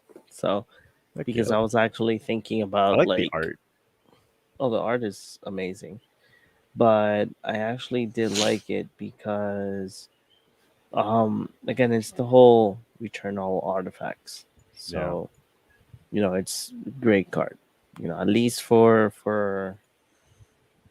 artifact commander decks. Mm-hmm. That's why I like it. So So- next card is the restoration of a Ghanio. El It's Ghanio? a Or is it? Ghanio. Is that an A? I can't like an A- I. I can't A- tell. A AIGANGO. a Ghanio. Oh, A Ganjo. I A thought it was an Ganjo. L. No. Can't see it And from here. then has 3 chapters enchantment saga. Search your library for a basic plains card, reveal it and put it into your hand, then shuffle. Then the second one would say you may discard a card. When you do, return target permanent card with mana value 2 or less from your graveyard to the battlefield tapped. Then it says to exile, and it will flip to Architect of Restoration, enchantment creature, fox, monk, vigilance. Whenever Architect of Restoration attacks or blocks, create a 1/1 colorless spirit token, and he is a 3/4. So remember how the saga like Return from Maladis or something like that? When it entered, you made a 0/4 and you start or like you search for your library. Like I feel like this is very similar to that, Mm-hmm. but I could actually be like stronger. Okay. I feel like this might actually see play. Like It might. It might see mostly play. mostly in standard. That's what I'm really thinking about it. Okay, let's see. Here's the We Power already talked Rangers. The about- Megazord. Look at Here's it. the I Megazord. hadn't seen the token yet. That's amazing. Look at that. We already That's talked about well- a Ganjo Uprising. That was one of the first Mhm. cards we talked about. Yes. What's that down there? Lord Kamada? Is that like was that a rare or like a? Oh no, never mind. I thought it might have been rare or something, but no, it's just an So, uncommon. Uncommon that- saga. You put the Power Rangers Megazord, and it actually Yeah. makes sense because the Megazord, it's blue, yellow, red. Oh wait, there's no green though. Oh damn it. What? Well, there is green. The Green if you Ranger's the include best. drag. Yeah, I know, but if you have the original Megazord, it Hmm, does not have green. good If point. you have the Megazord combined with the Dragon Zord, then there's your green, and you have all To colors. be fair, this guy does have a sword, so He Uh, does. that no, stop that comment right there. yes. Omae wa Omae mo shindeiru. they do. See. You are already dead. Yup. Seen so many altars. This card already. is so stupid. No, it's so amazing. many altars from that card. It's amazing. Rakdos likes this. Yes. So, And it's card Anyways, draw for 1 black. yeah. Solid. The next, the next rare is Inventive Iteration, 3 and a blue. Return up to one target creature or planeswalker to its owner's hand. That's chapter 1. Chapter 2, return an artifact you control, an artifact from your graveyard to your hand if you can't draw a card. Like And that. chapter 3 is exile this and flip it transformed. The flap transform side says living breakthrough, enchantment creature moonfolk, flying. Whenever you cast a spell, your opponents can't cast spell with the same mana value as that spell until your next turn. You can bounce a spell and they can't cast it again until your next turn. I love it. This is why they freaking banned my 3-cost bounce spell. This is why. This is fucking why. And I'm still gonna be like mad about it. They reprinted Essence Capture. Yes, it's an interesting thing to note. Yes, and then let's go for the next rare. Invoke the Winds. This is the It's 1 weakest of the and invoke. 4 blue. Yep. Gain control of target artifact or creature and untap it. Even, Sorcery. even if it's the weakest out of all of them, it's still not bad because you permanently gain control of something. It should have said gain control of target non-land permanent. Mhm. Untap it. That's what Yeah. it should have said. Yeah. Yeah. I discussed this with Orengo, and we all we agreed that the Invoke series is nice, but the blue one needed to be non-land permanent. And he was arguing for it to be permanent because he was like, I'll just steal the land, it's fine. And it's like, no, it's not fine. But just stealing a non-land permanent is enough. To be fair, I mean, there's really not a lot of lands that are worth taking in the first place. Yeah, but if let's say you turn 2 ramped for some reason, then you take a land. Then you have some amount. So like if you're ahead and you start stealing lands, Yeah. believe me, Then you just kind of like copy the spell, take it out of your graveyard somehow. Yeah. so You can make someone's day pretty fucking bad. The next one is Soul Transfer. It's 1 and 2 black. Sorcery. Choose one. If you control an artifact and an enchantment, as you cast this spell, you may choose both. The first one is exile target creature or planeswalker, and the other one is return target creature or planeswalker from your graveyard to your hand. this card is called Power Creep, Yeah. because Hero's Downfall used to be like the premier destruction from planeswalkers and creatures, but now this is exile creature and a way to return something to your hand. Yeah. Yep. That's pretty insane. The fact that black is Stupid. getting exile effects now. I mean, black has had exile effects. Yeah, but they usually look come at at- some kind of cost. It's not just like straight up cast and exile, you know? It's Well, look even at this even one. in like previous like recent sets, there was still like that going on. So Yeah, in Exilon, Braska's Contempt, but it will cost you 4 mana to do exactly. the first ability. Mm-hmm. Then we have this Anchor to Reality. It's 4 mana, 2 blue and 2 sorcery. As an additional cost to cast this spell, you can sacrifice an artifact and or a creature. Search your library for an equipment or vehicle, put that card onto the battlefield, then shuffle. If its mana value less than the sacrifice permanent mana value, scry it 2. I like it. I mean, you're gonna be making a vehicle deck, so I assume you would like it. Yeah, but Yes. I specifically only like it for the vehicle deck. I don't really like the card. I don't know. Yeah, me either. Yeah. It's 4 mana and sacrifice an artifact or creature. Like, ugh. Well, actually, it's not that bad because if you do have an artifact deck that makes artifacts just for shits and giggles You need to you search for an equipment or a vehicle. or a vehicle. Yeah, exactly. That's I the don't know. problem. It's pretty weak. Legendary land. Yeah. So I think we talked about this one already, right? no, we haven't. Oh, we got another shrine. Takanuma Abandoned Mire. legendary land. It can tap to add black or the channel ability, and you pay 3 and a black to discard this card.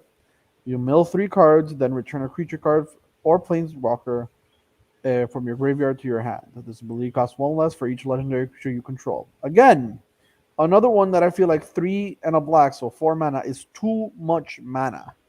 Yeah. At 3 mana, I feel like this would be perfect because if you have 1 legendary, it's 2 mana, and even then, it's not like optimal because like cards like Disentombed, which is like 1 mana, get a creature from your graveyard to your hand. Exactly. Mm-hmm. I guess it's a way to recur planeswalkers in black. Very very relevant. Not Yeah, really. that's true. We have the Black Shrine. It's 4 mana, 3 and 1 black. Death Touch at the beginning of your end step. You pay 1. If you do, destroy target creature with toughness X or less, where X is the number of shrines you control. Then we have our friend here, Weaver of Harmony. Enchantment creature Snake Druid. Other enchantment creatures you control get +1/+1. And it has another ability that is pay green and tap. Copy target activated or trigger ability you control from an enchantment source. You may choose a new target for the copy. And it's a 2/2. This is like very very very very very specific, and I feel like that's why it won't see maybe like it'll if there's a specific way to break this, then it'll see play in that. But like just Yeah. the copy activated or triggered ability, it has to be from enchantment source, not an enchanted source, an enchantment source, and that's a problem. That's the Yeah. problem. This card just won't do as good. I do like the wording for the like for some reason there's something about the wording I really like though. Like even though it's really specific, it doesn't have like confusing wording because I've seen like some cards that tend to like be really specific, but so specific to the point that the wording gets confusing. Mm-hmm. And this one kind of avoids doing that. I like that. That's the only good thing I So have to say about it though. yeah. So the next card is Spirit Sister's Call. 3 white and a black, an enchantment. This is a mythic. So at the beginning of your end step, choose target permanent card in your graveyard. You may sacrifice a permanent that shares a card type with the chosen card. If you do, return the chosen card from your graveyard to the battlefield and it gains. If this permanent will leave the battlefield, exile it instead of putting it anywhere else. I just don't like the last line, but everything else is fine. It's not amazing, but it's fine. Yeah. Mm-hmm. Yeah, I completely agree with that. Okay, next. March The of March of Wretched Wretched Sorrow Sorrow. is X and black as an additional cost. To cast this spell, you may exile any number of black cards from your hand. This spell costs 2 less to cast for each card exiled this way. March of Wretched Sorrow deals X damage to target creature or planeswalker, and you gain X life. Cowards. This needed to hit face. This needed to hit face. There should have been an X spell that hits face in black. There's several already. Yeah. I don't know why. It's like this should have this needed to say any target. Mm-hmm. To be fair, hold on. So that's X less for each card. So turn 1, like 1 black, tap, exile 6 cards, and how much damage is that? It's how 6 cards you need to play. If it's turn 1, you have 7 cards. Land, March of Wretched Sorrow. Exile 5. Yeah, never mind. That's still a lot of damage. Yes. Still though, That's I think cowards. that come on, JP. Cowards.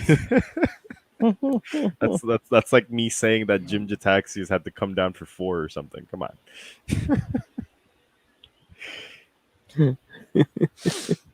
Oh man. Next Would card. have been hella cool though, not gonna lie. Cloudsteel Kieran. It's 2 and a white. Oh wait, no, for but we Okay, got artifact life you pause creature. at the bottom. You're Oh just wait, skipping You got over life life pause. pause. My buddy here, my fox buddy. Because we already talked about light pause. Oh, we did actually. We Yeah. did. All right, Never we mind. did. I didn't see that art, so that's probably why it didn't like register in my brain. Yeah, it was one of the first cards we talked about. So, Yeah. Cloud Steel Kieran, 2 and a white. Artifact creature, equipment Kieran. 3/2, flying.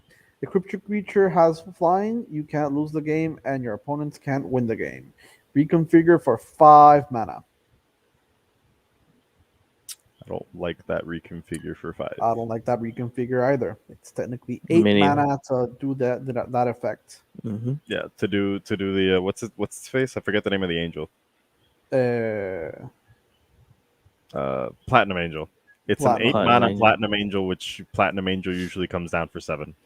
And Yeah, it's Lazy Boy it's a said the same 4/4. thing. Yeah, it's a worse angel. There we go. Okay, so I'm going to talk about the two mechs. So, Mobilizer mech, a blue and 1. Artifact vehicle 3/4. Flying. Whenever Mobilizer mech becomes crewed, up to one other target vehicle you control becomes an artifact creature until end of turn. So good. I love this card That's so really much. Then Reckoner Bank Buster is 2 artifact vehicle. 4/4 Reckoner Bank Buster enters the battlefield with 3 charge counters on it. You can pay 2 and tap. Remove a charge counter from Reckoner Bank Buster. Draw a card. Then, if there are no charge counters on Reckoner Bank Buster, create a treasure token and a 1/1 colorless pilot creature token. With this creature, cruise vehicles as though its power were 2 greater. Fantastic. I love that. So it becomes a 3 power creature for crewing. Mm-hmm. I love this card. I am so sad that I couldn't see it when I was choosing my 5, but I need it. Too bad every time you're going to cast this, someone casts Spell Pierce because it's getting reprinted. Yes, it is. Yup. The only negative thing I have to say about the Reckoner though is that visually I couldn't differentiate it from the other card. Other than that, it's fantastic. I enjoy. We'll have to see how the all alternate art is. Yeah. I mean, if it So, has, and- I assume it's going to have an alternate art because it is. Yeah, it is one of the rares in the set. It's one of the rares. So yeah. So this is this next card is the one we were talking about, but this is like the official art, like or at least the alternate art. Nashi Moon Sage's Scion. Yes. It's 1 black legendary creature rat ninja. Ninjutsu for 4, so 3 and a black. Whenever Nashi Moon Sage's Scion deals combat damage to a player, exile the top card of each player's library. Until end of turn, you may play one of those cards.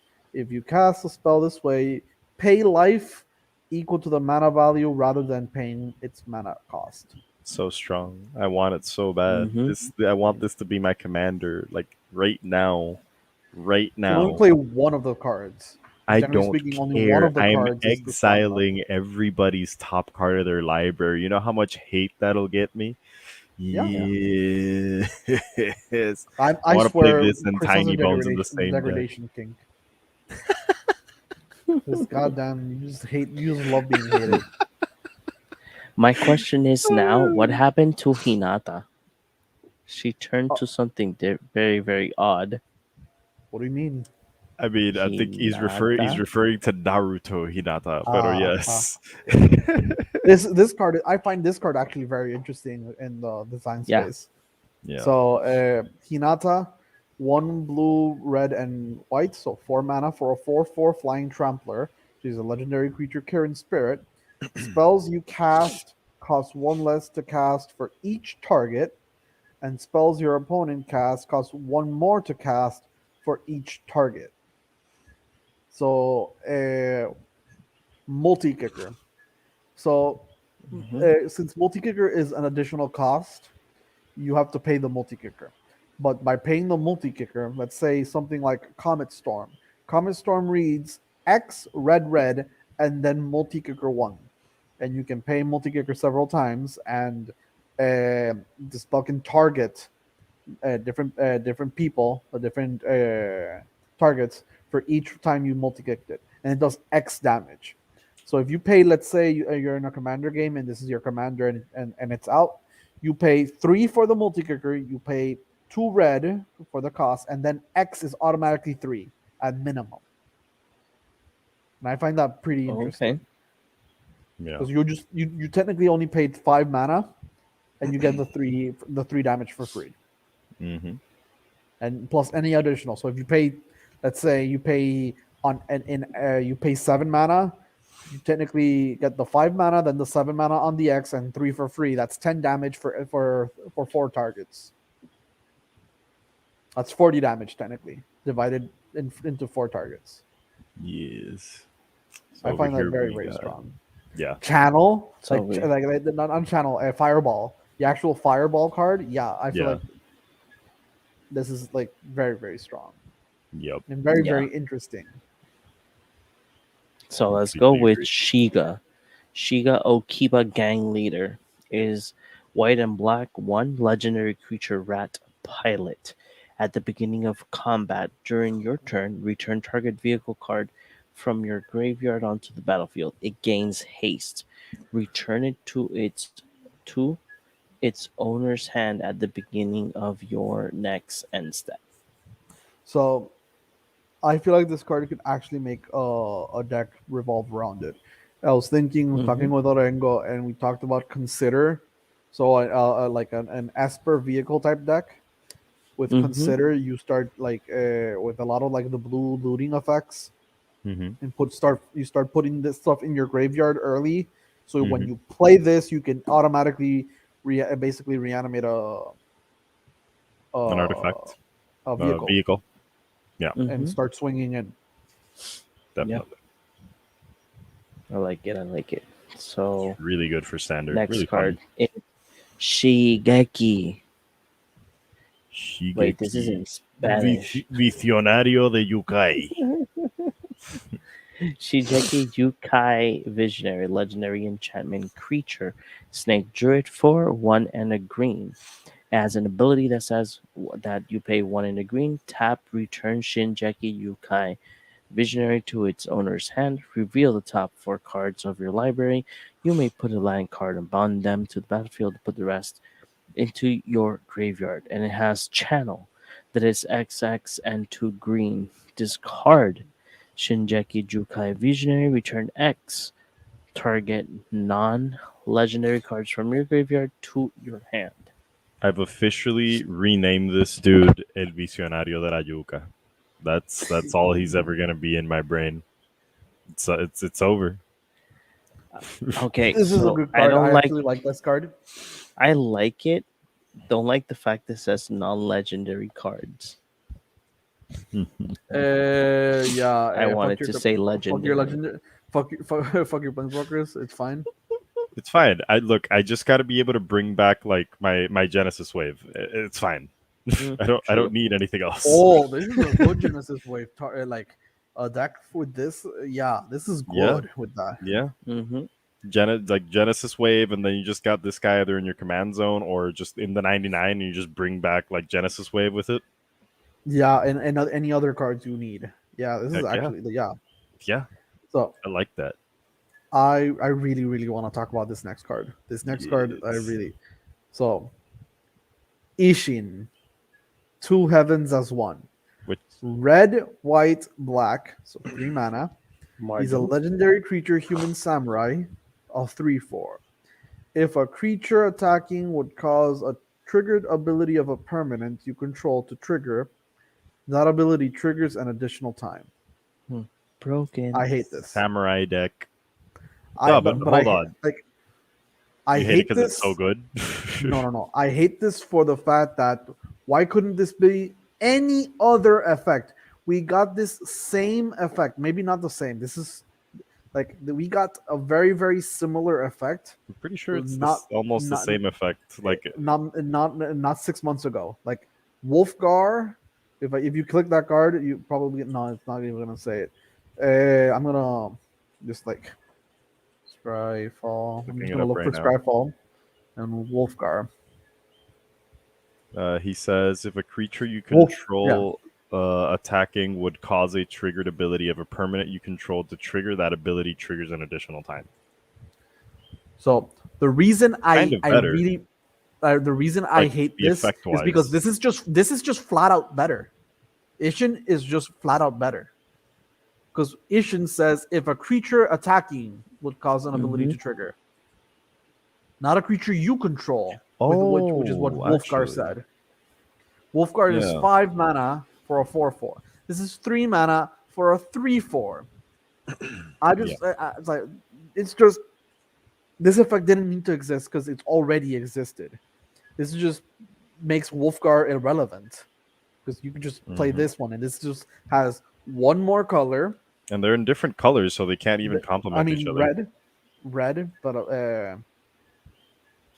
but this is in red, white, black, and the other one's in red, green.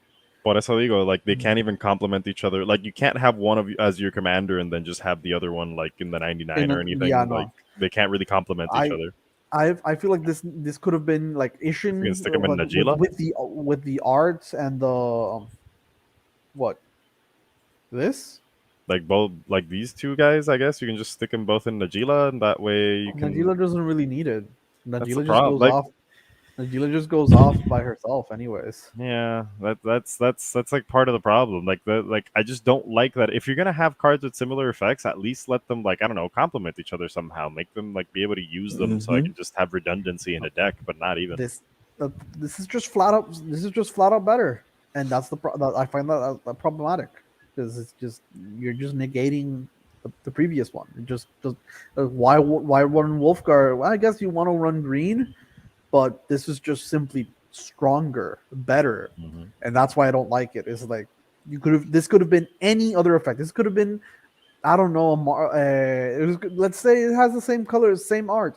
It could have been like cool samurai tribal. It could have been anything else, but this effect is just like, okay, you just kind of copied and pasted your own homework. I mean, also, to be fair, this would make a really fun samurai tribal deck because there's a lot of samurai in this set specifically that have a lot of those like when a creature attacks alone triggers. Yeah. So I do think that'll be tons of fun, but I totally get what you're saying.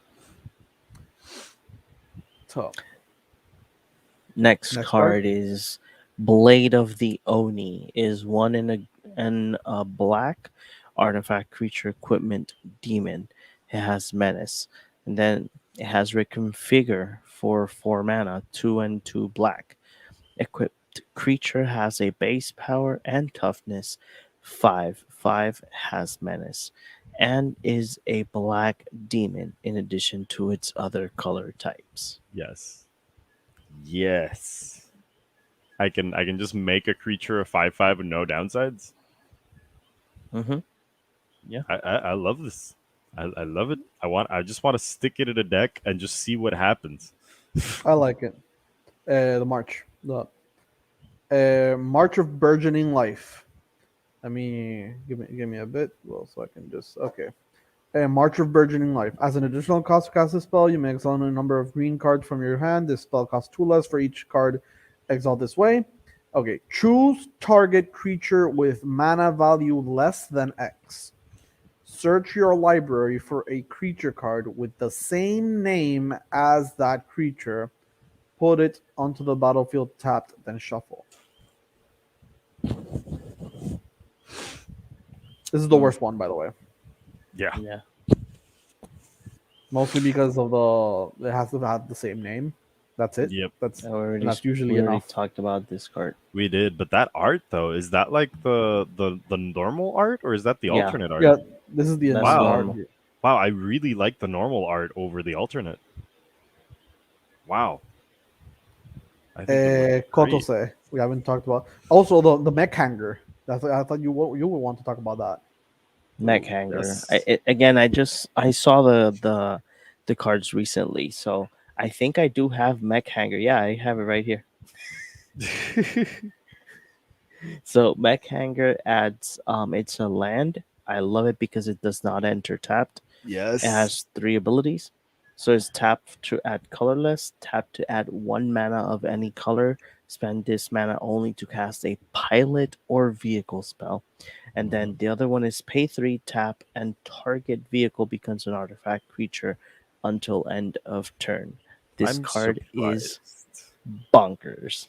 Yep. Yes. I'm like Bonkers. surprised. I'm so surprised in such a good way that Wizards didn't decide to print this as a land that enters the battlefield tapped. Like, I know, wow. right? Like I'm like pleasantly surprised. And oh my, can we talk about Kotose having like Yu-Gi-Oh amounts of text on it? Yeah, Yeah. it's just an exile effect on a creature. Really? Hey, look Like who's here. On its the normal graveyard. look through your graveyard. So it's like when it enters, you look Oh. through your opponent's graveyard for a card that's not a basic land. That's Then not you it. search your It's library for any number of the cards with the same name and just exile them, and then you can cast them. The problem,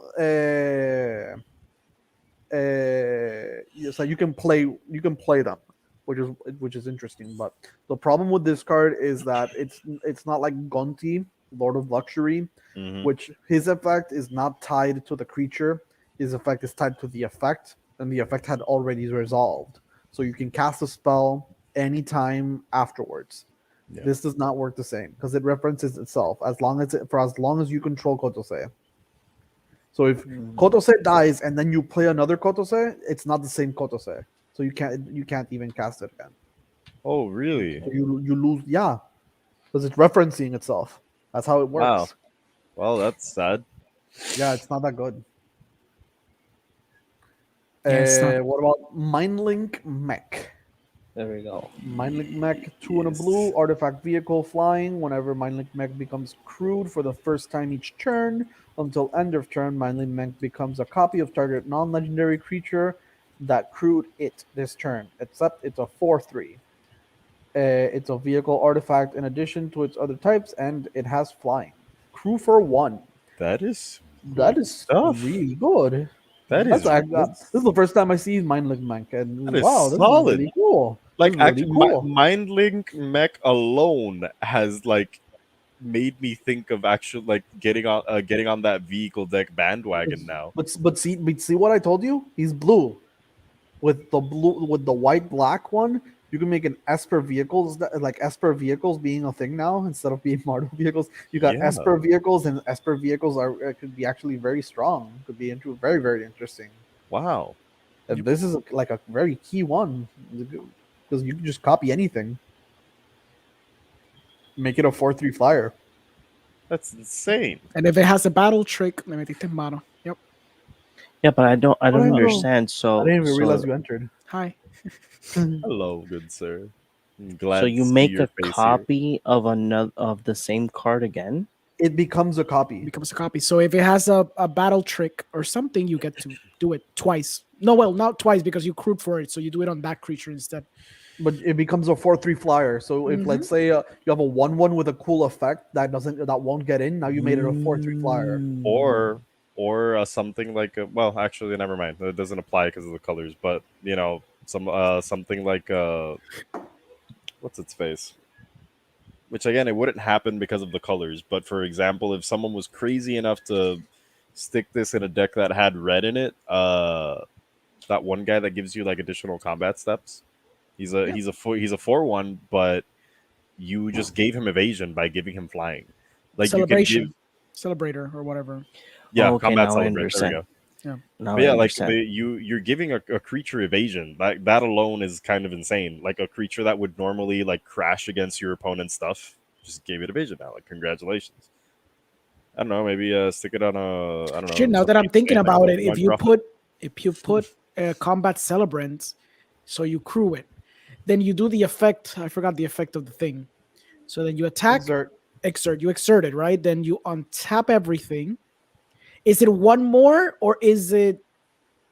Oh shit! No, 'Cause combat cellular can't go infinite because can't go infinite because it explicitly says the first time, like the exerted first time, right? So time. it's in the Yeah. first time. But older versions of this idea are probably you can probably do them infinitely, right?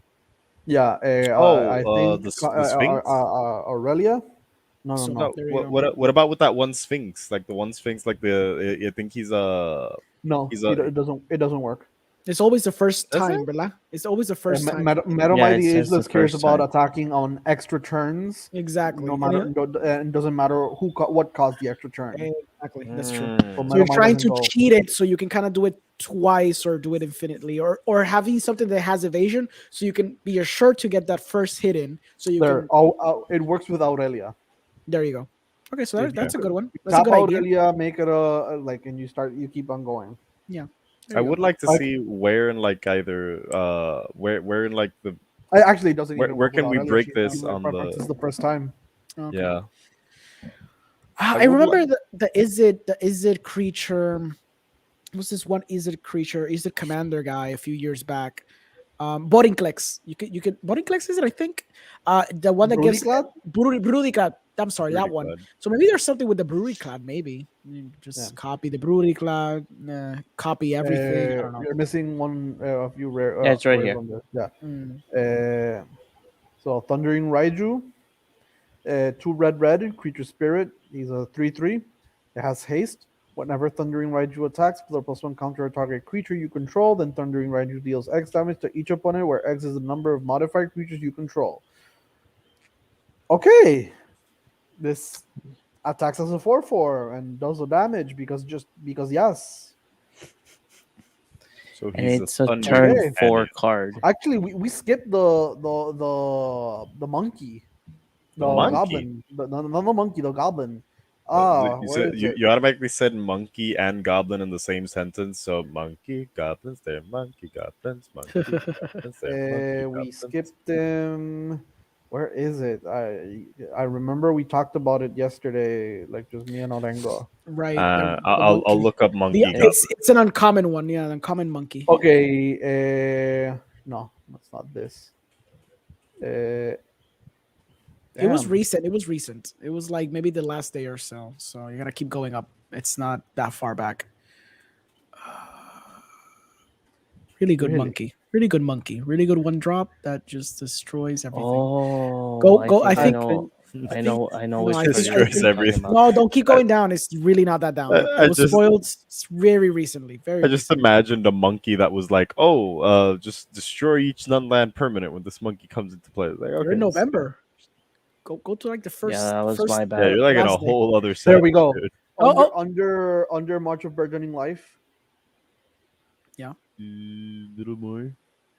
Keep going. Keep going. Keep going. Keep going. Just keep going. Just keep going. Keep Oh, going. no, Don't stop. Wait. See the March of Burgeoning Life under that. You see. There to we the go. left, There we go. It's a Mhm. colorless To the left. monkey. to the left. To the left. Right Right there. there. To the That left. monkey. To the left. That monkey.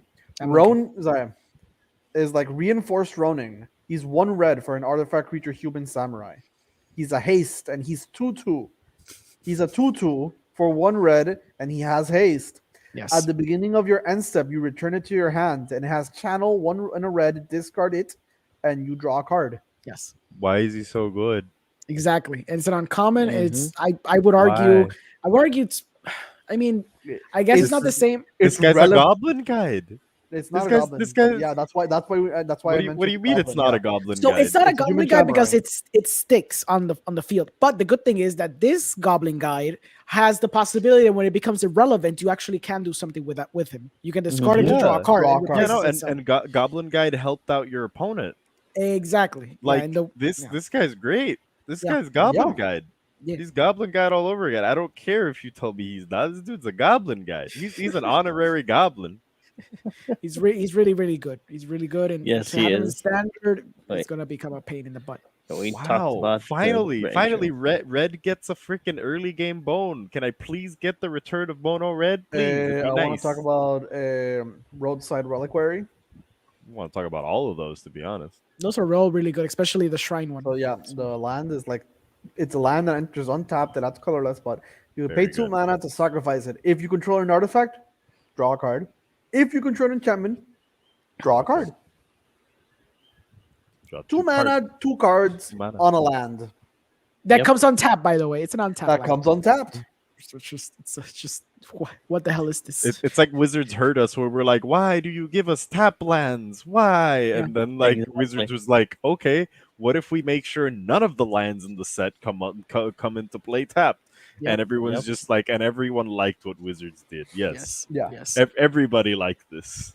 So Ridiculous. then, now Here we have go. the- Commander cards. They're really good commander Myojin. cards.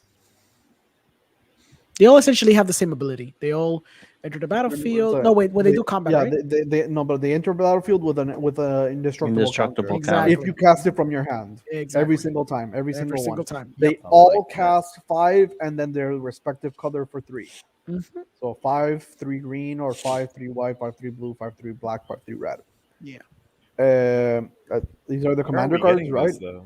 Yeah, it's, Yeah, it's these some of are- the commander cards. That are So being what leaked, are we getting? Are we getting like 4 different commander decks, or like No. what's the deal there? No, I don't we're only understand. getting 2. We're getting the red green commanders and the blue white commanders. So the thing is, Black What's up with cards. these guys? No, These no, black these cards are gonna cards- come out on the No, in no, you forgot. These are the cards that come in the, I think, the collector boosters or maybe the set the boosters. and the set But they're- boosters. Yeah, Those are the command. Remember when they started doing the whole thing about collectible commander cards, not in the deck, but instead in the actual Yeah. set? These are part of it. yeah. And These it are pisses me off because that little green one over there, the mythic one, I needs What to the- make And the that's gonna be janks. so expensive for shrine? no The reason. janks. The Yes, janks. the shrine Janks. deck. Mm-hmm. The shrine deck, the janks. Yeah, Let's the do it. We janks. can Yeah. finally we have what, 15 shrines now? Finally? Yeah. So Yeah. Mama Yaks, Or I was thinking the same thing. Yeah. the So janks. let's go. The Myojin of Blooming Dawn. Where it does the mana cost and it enters with an indestructible counter. If you cast it from your hand, you remove an indestructible counter from it, and you create a 1/1 colorless spirit creature token for each permanent you control. Has a lot of 1/1s. Yeah, It's a 4/6. Yeah. The blue one, Myojin of Cryptic Dreams, 5 blue creature spirit, legendary creature spirit. It's a 3/3. You remove the indestructible counter, and then you copy target permanent spell you control 3 times. Insane. And Myojin of Grim Insane. Betrayal, 5 black. Creature legendary creature spirit, 5/2. It enters with the counter. You remove the counter and you put onto the battlefield on your control all creature cards from all graveyards that were put there from anywhere this turn. Yep. You board wipe, then take this counter off. Exactly. Yep. Ooh, oh, look at all that value. Myojin of Roaring Blades, 5 red. Legendary creature spirit, 7/4. You remove the indestructible counter and it deals 7 damage to each of the 3 targets. Yeah. Then Myojin of Towering Might, 5 green. Legendary creature spirit, 8/8. You remove the indestructible counter. You distribute 8+1 counters among any number of target creatures you control. They gain trample until end of turn. Mhm. And those are the Myojin. Now we have, this is the goodest boy, by the way. You said the Yep. goodest boy was that Tanuki. This is the goodest boy. They're all good as boys. No, They're all look the at goodest. yes, he is the ever faithful. No, I Yoshimaru, don't the care. ever faithful. They're all the Yes. goodest. He is the goodest of all the goodest. They're all the goodest. He is 1 white legendary creature dog. Whenever another legendary permanent enters the battlefield under your control, put a +1 counter on Yoshimaru Ever Faithful. And he has a partner Goodest. mechanic. Yes.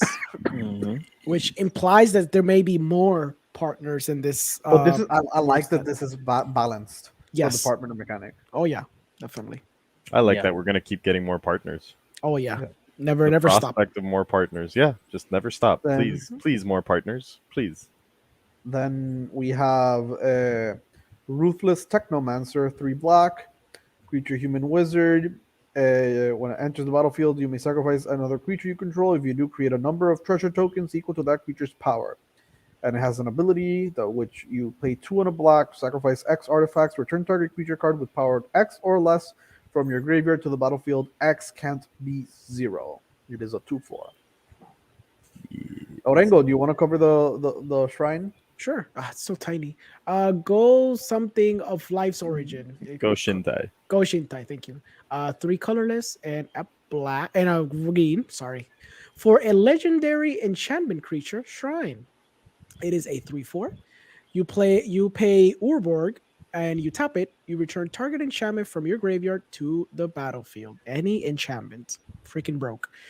Whenever this guy or an other non-token shrine enters the battlefield, you under your control, create a 1/1 colorless shrine enchantment creature token.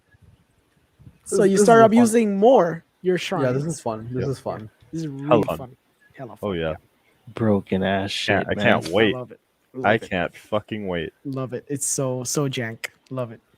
The price of those shrines is gonna skyrocket now, and I mean, they won't. Thank God, because pay. they're uncommon, so they won't. But Yeah. it's funny. It's funny. Look, man, I don't like paying more than $2 for an uncommon. Okay. So let's now go. we have Ogre the last helmet. day. Yeah, the ogre helmet. It's a 1 in the red artifact creature equipment org.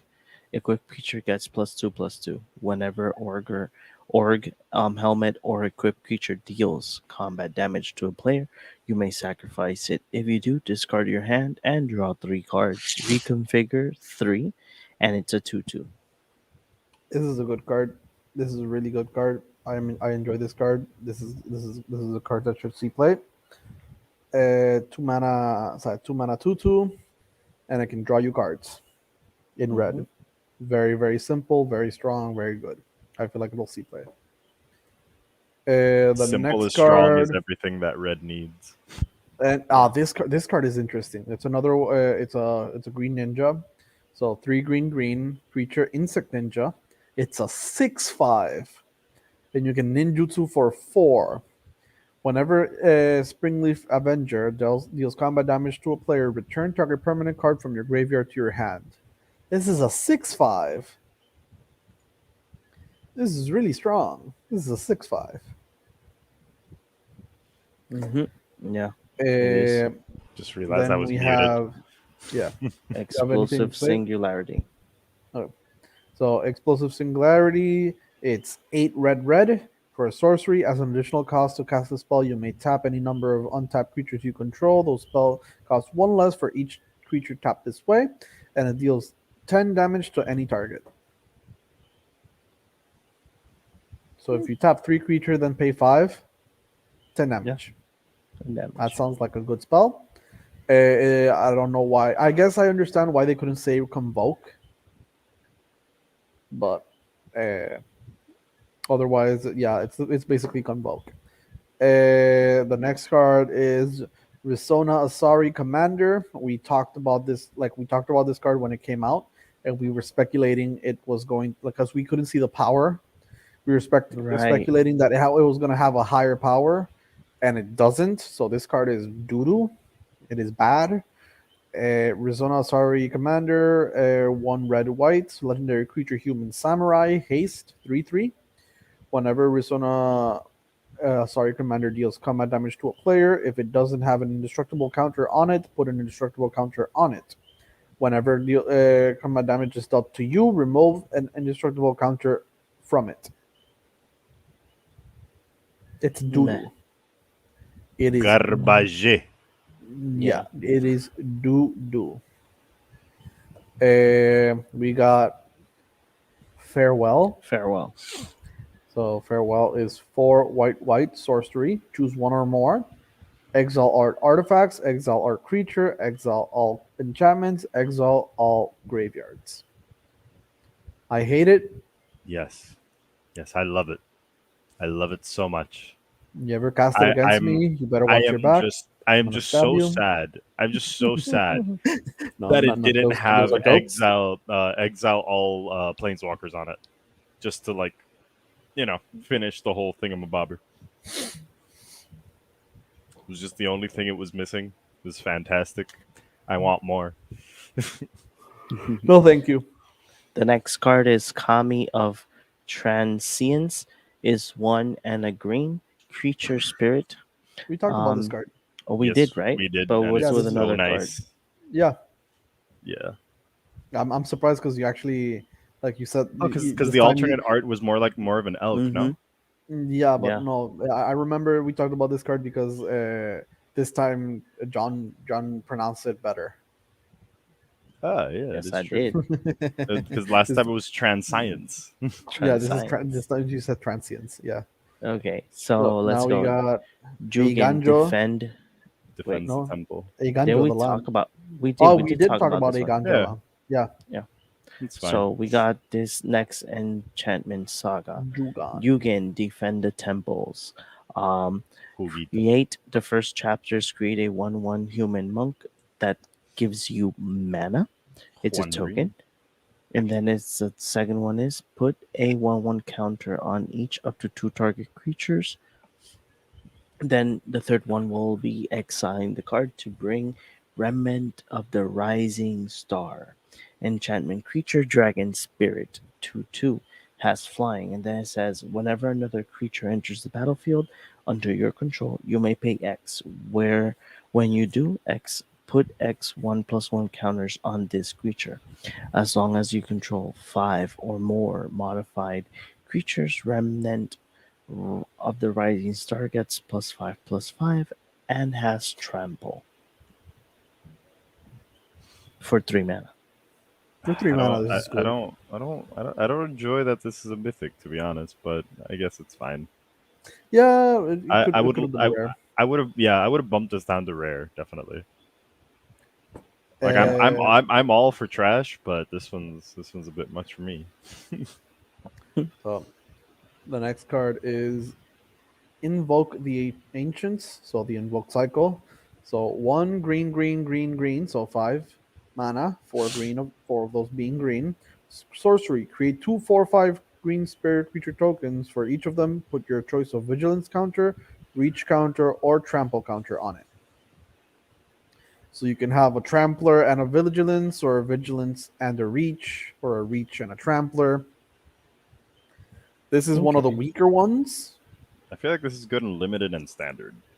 Yes, because 2/4/5 for 5 mana is Like if actually really strong. like if you draft this is like Yeah. Yeah. But speaking of strong, March of Swirling Mists. finally. The invoke cycle for blue was pretty bad, but this is good. Because X and a blue, as an additional cost to cast a spell, you may exile any number of blue cards from your hand. This spell costs 2 less for each card exiled this way, and its ability is up to X target creatures phase out. It is almost Teferi's protection, but not really. Mhm. That card is good. Yeah. Yeah. Yeah. It is good. I can see this in Lear. Keep a bunch of people from doing stuff. No, you Making just sure I protect my commander as well. Like it's great. yeah, It's it's a great. good Mhm. card. I protect my commander. I can keep people from getting triggers on their stuff if I really need to. Like it's great. I got nothing to say about this. It's great. That's it. Yeah. That's the end of The spoiler session. the spoiler section. Yeah. Just to give highlights of the cards that I choose as my favorites. So I put Hotshot Mechanic. It's a 1 white artifact creature fox pilot. Host mechanic cruise vehicles as though its power were 2 greater. So it will be a 4 crew. So I love the card. Plus it's a 1 drop, 2/1. So it's a good card to like start the commander match, I would say. I put Lizard's Blades. This was just a choice. I would say a fast choice, so I would not include it. But the next card that I liked was Invoke Justice. Return target permanent card from your graveyard to the battlefield, then distribute 4 1/1 counters among any number of creatures and or vehicle target player controls. I liked it because I can return target permanent to the field, then distribute counters. So due to the whole modified thing, it's great. But for me, at least, I can put it Planeswalkers to vehicles. So this is where or the key planeswalkers is. And or planeswalkers. it says, You can return a permanent card. oh, or play, yeah, or permanent card, yeah.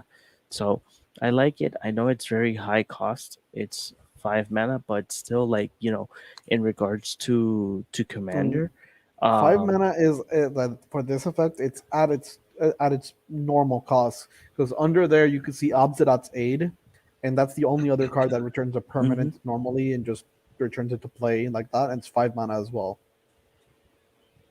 yeah. So these are the cards, and plus the ones that we mentioned throughout the explaining the cards. So, whoop. So I don't know, this set I really do like this set. I really do like it. It's got a lot of It really fun stuff going on. exactly. It has a lot of fun stuff, and it's something that I enjoy because when they make sets that you can see that you will enjoy standard probably, but it gives you more cards to add for future commanders, or the commander decks give you a wider range of cards that you can use to play. That's great. So, and I just wish that when they bring out the deck list for the Azorius commander, at least, for people that are starting commander, these commanders at least bring a couple of good dual lands. Like, you don't have to go like buying expensive ones. Even though nowadays you can find a shock land for a good price, because shock lands are reprinted much more frequent now than before. So, Yeah, and definitely. thanks to Modern Horizon 2, even fetch lands are Are at a good affordable. price, are affordable. So, you know, and plus, again, it's like, I think that's what we say all the time. If Commander is a format that you can just have a big collection, in a big Magic the Gathering collection, and your cards won't go bad Yeah. in forward sets. But at least I just can't wait for the rest of the spoilers and just give a broader review of this set. I really do like and enjoy. I want to draft this already. Yeah, man. Like, honestly, I want to draft this. I would love to just coordinate and see if we could just like draft this sometime, because it's been so Yeah. long since I've had the chance to like draft with buddies. Yes. Been way too I long. completely agree. I completely agree. Yes. So, is there anything else that you guys want to add tonight? I know that Orengo said that he was going to be right back, but I think he It's might gonna not be just be a coming little back for too a late. while. Yeah. Yeah. I don't know. JP, did you already talk about your favorite cards of the set? Yeah, last time. Ayo, the drag. Uh, Ayo, I love well, that card so much. just going over some of the stuff that I liked, I suppose. The White Dragon. I think, is that the dragon you're talking about? Because that's like, Yeah, the White it was Dragon, really of good. course. Yeah, it was just really freaking Ayo. good. So I would just take that off of my list in that case. So my other favorite cards is definitely Jim. He's great. And to those who haven't realized by now, like, I'm referring to Jin Jataxius, but I've decided to call him Jim because of someone's typo that they had in like one of our chats, and I'm like, nah, this is it, Jimbo Jataxius. This is the one. Uh, the last blue card that we showed, I forgot the name of it. I hadn't seen it before, and I just basically bumped off Kodama of the West Tree for that last blue card, because man, that was so good. Kodama of the West Tree is now back on the list because we bumped off the White Dragon. Technically, I do have a card to bump off here, which would technically be the Emperor, because you that was one of your favorite cards, correct, John? Like, I don't know if you mentioned that earlier, or if it was just kind of like you No, the mentioned it in Emperor. passing. The Emperor was not in my in my favorite 5, but it's a card that I actually do like as a card. I just don't like the fact that it's not powerful enough for my commander, or for any Super Friends commander. You Yeah, know, I see. So, yeah, the Emperor is on there. The Emperor is honestly on there mostly because lore. I really like the Emperor's character. I find it interesting that they can't say their name. Like the Emperor's like true name is a mystery so far, which is really intriguing. I enjoy that. The fact that she works very differently to the other planeswalkers and that her story seems so tragic just seems like a great time to me, honestly. Tamiyo, the fact that she just got like turned into a Phyrexian, it broke my heart, but it made me love her card simply again because of like the significance of these things in the lore. Phyrexian planeswalkers, like this to me sounds insane. Like I would love to just take on like a future episode to just sit down and talk about some lore here because there's a lot of really interesting stuff going on. And my other honorable mention would be the artifact that we talked about earlier, the blue artifact, which is the reason why I like, which is one of the things that Jim was after, and one of the reasons why Tamiyo essentially got turned into a Phyrexian. So it's just I'm here for the lore for the most part. I love the cards in the set, but I'm just really looking at that lore because now with having confirmed that the Phyrexians are most definitely the next big bad guy, it's really exciting. Yes. Very also exciting. my theory. I said when Kaldheim Which came of the out, many? Yeah. like when Kaldheim came out, I said that since Vorinclex is there, I'm assuming like next year in the next set we're like in the first set of the year we were gonna get Jin Gitaxius. So my theory keeps being that the next year in the next set, next like our first set we're gonna get another of the Phyrexians, Phyrexian Predators to be specific. Yeah.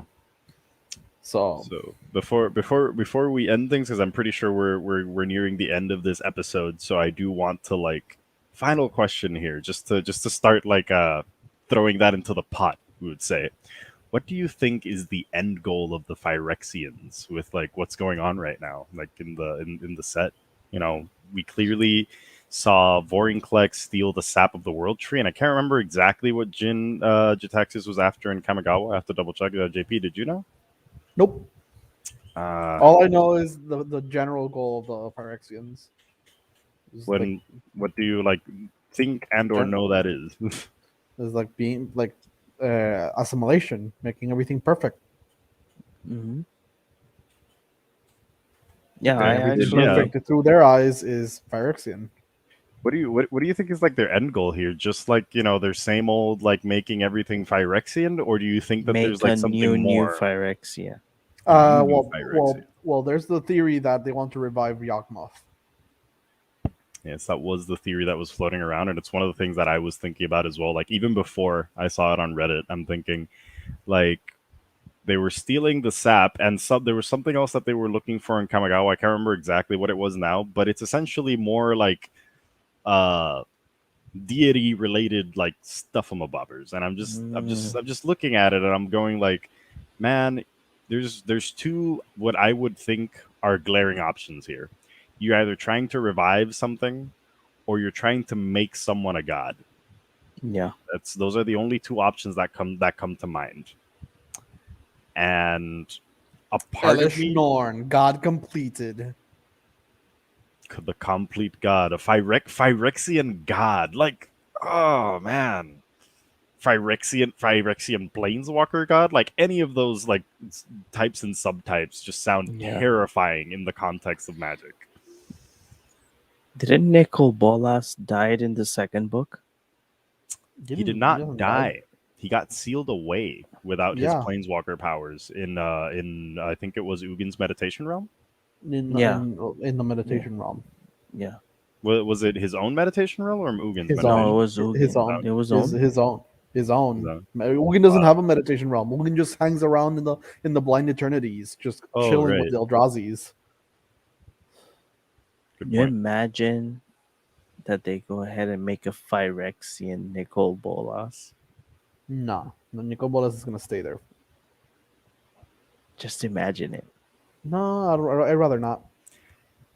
A broken ass planeswalker. I don't think Nicole Bolas, like, I think Nicole Bolas is too prideful to let that happen, or for, Nicol Bolas is still I don't know. strong. Like, Yeah, exactly. Like, I feel like he'd be too prideful to let something like that happen. I don't know. Probably. Okay, so I do go with the Yawgmoth theory, but just put it this way: if they want to turn something to a god, right?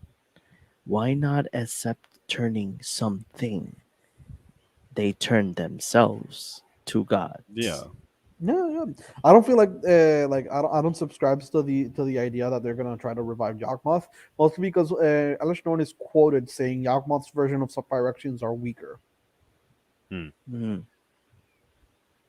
Yeah, so it wouldn't make a lot of sense Yeah. for her to like try to bring back something that she thinks is inferior, especially considering like qualities of the Yeah. Phyrexians. I don't know. There's a lot of interesting stuff, and There's a honestly, lot of- I think there's like they say in our country, like suficiente tela para cortar. Like there's a lot of stuff to talk about, like enough for another episode. So I think Yeah. that's where we're gonna leave the subject. Yes. We can just dedicate, if there's nothing probable, there will be spoilers next week, but if anything, we can just make an episode, talk about lore and whatnot. So Chris, where can everybody find you?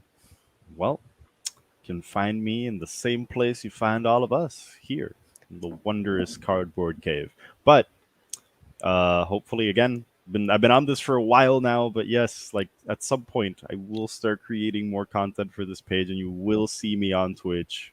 Just gotta, you know, it's just one of those new journeys that I'm setting on this year, and there's a lot of stuff to coordinate. But hopefully, you'll be seeing me on Twitch, whether it's under this Twitch or under my personal Twitch, which is Crisscross13. And who knows? Let's see what the rest of the year holds. How about you, JP? Where can they find Right. you? Right here in the cardboard cave. But how about you, John? So you guys can find me here at the Cardboard Cave podcast every Wednesday. I will be setting up like that I can stream at least every now and then Friday. You know, just bring Friday Night Magic back again like I used to do in my previous Facebook page. You can find me as well in my new Facebook page called Real In Films. I talk about movies and movie reviews, series, and movie news. As well, in the Movie Guy, every Tuesday we talk about everything that we watched throughout the weekend.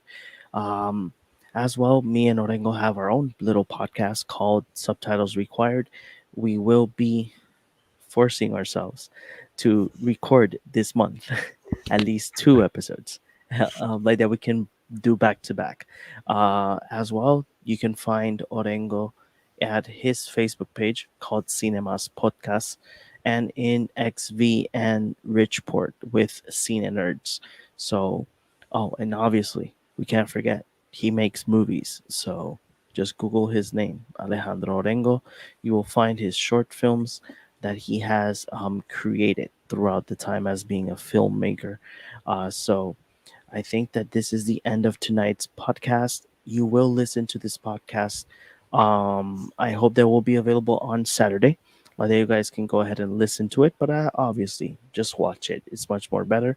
Look for all of our social media as Cardboard Cave Podcast. So we will see you guys in the next one. That'll be next Wednesday. So here's just a short message of our favorite local game store. Hey geeks, do you love comics, collectibles, and TCG? Well, here at Cardboard Cave, we have the place for you. Pass by Kapitan Granuja Comics and Games and find all your favorite geeky items there. Look for them at Facebook or Instagram or call them at 787-659-7003. A store blessed by Nicole Bolas.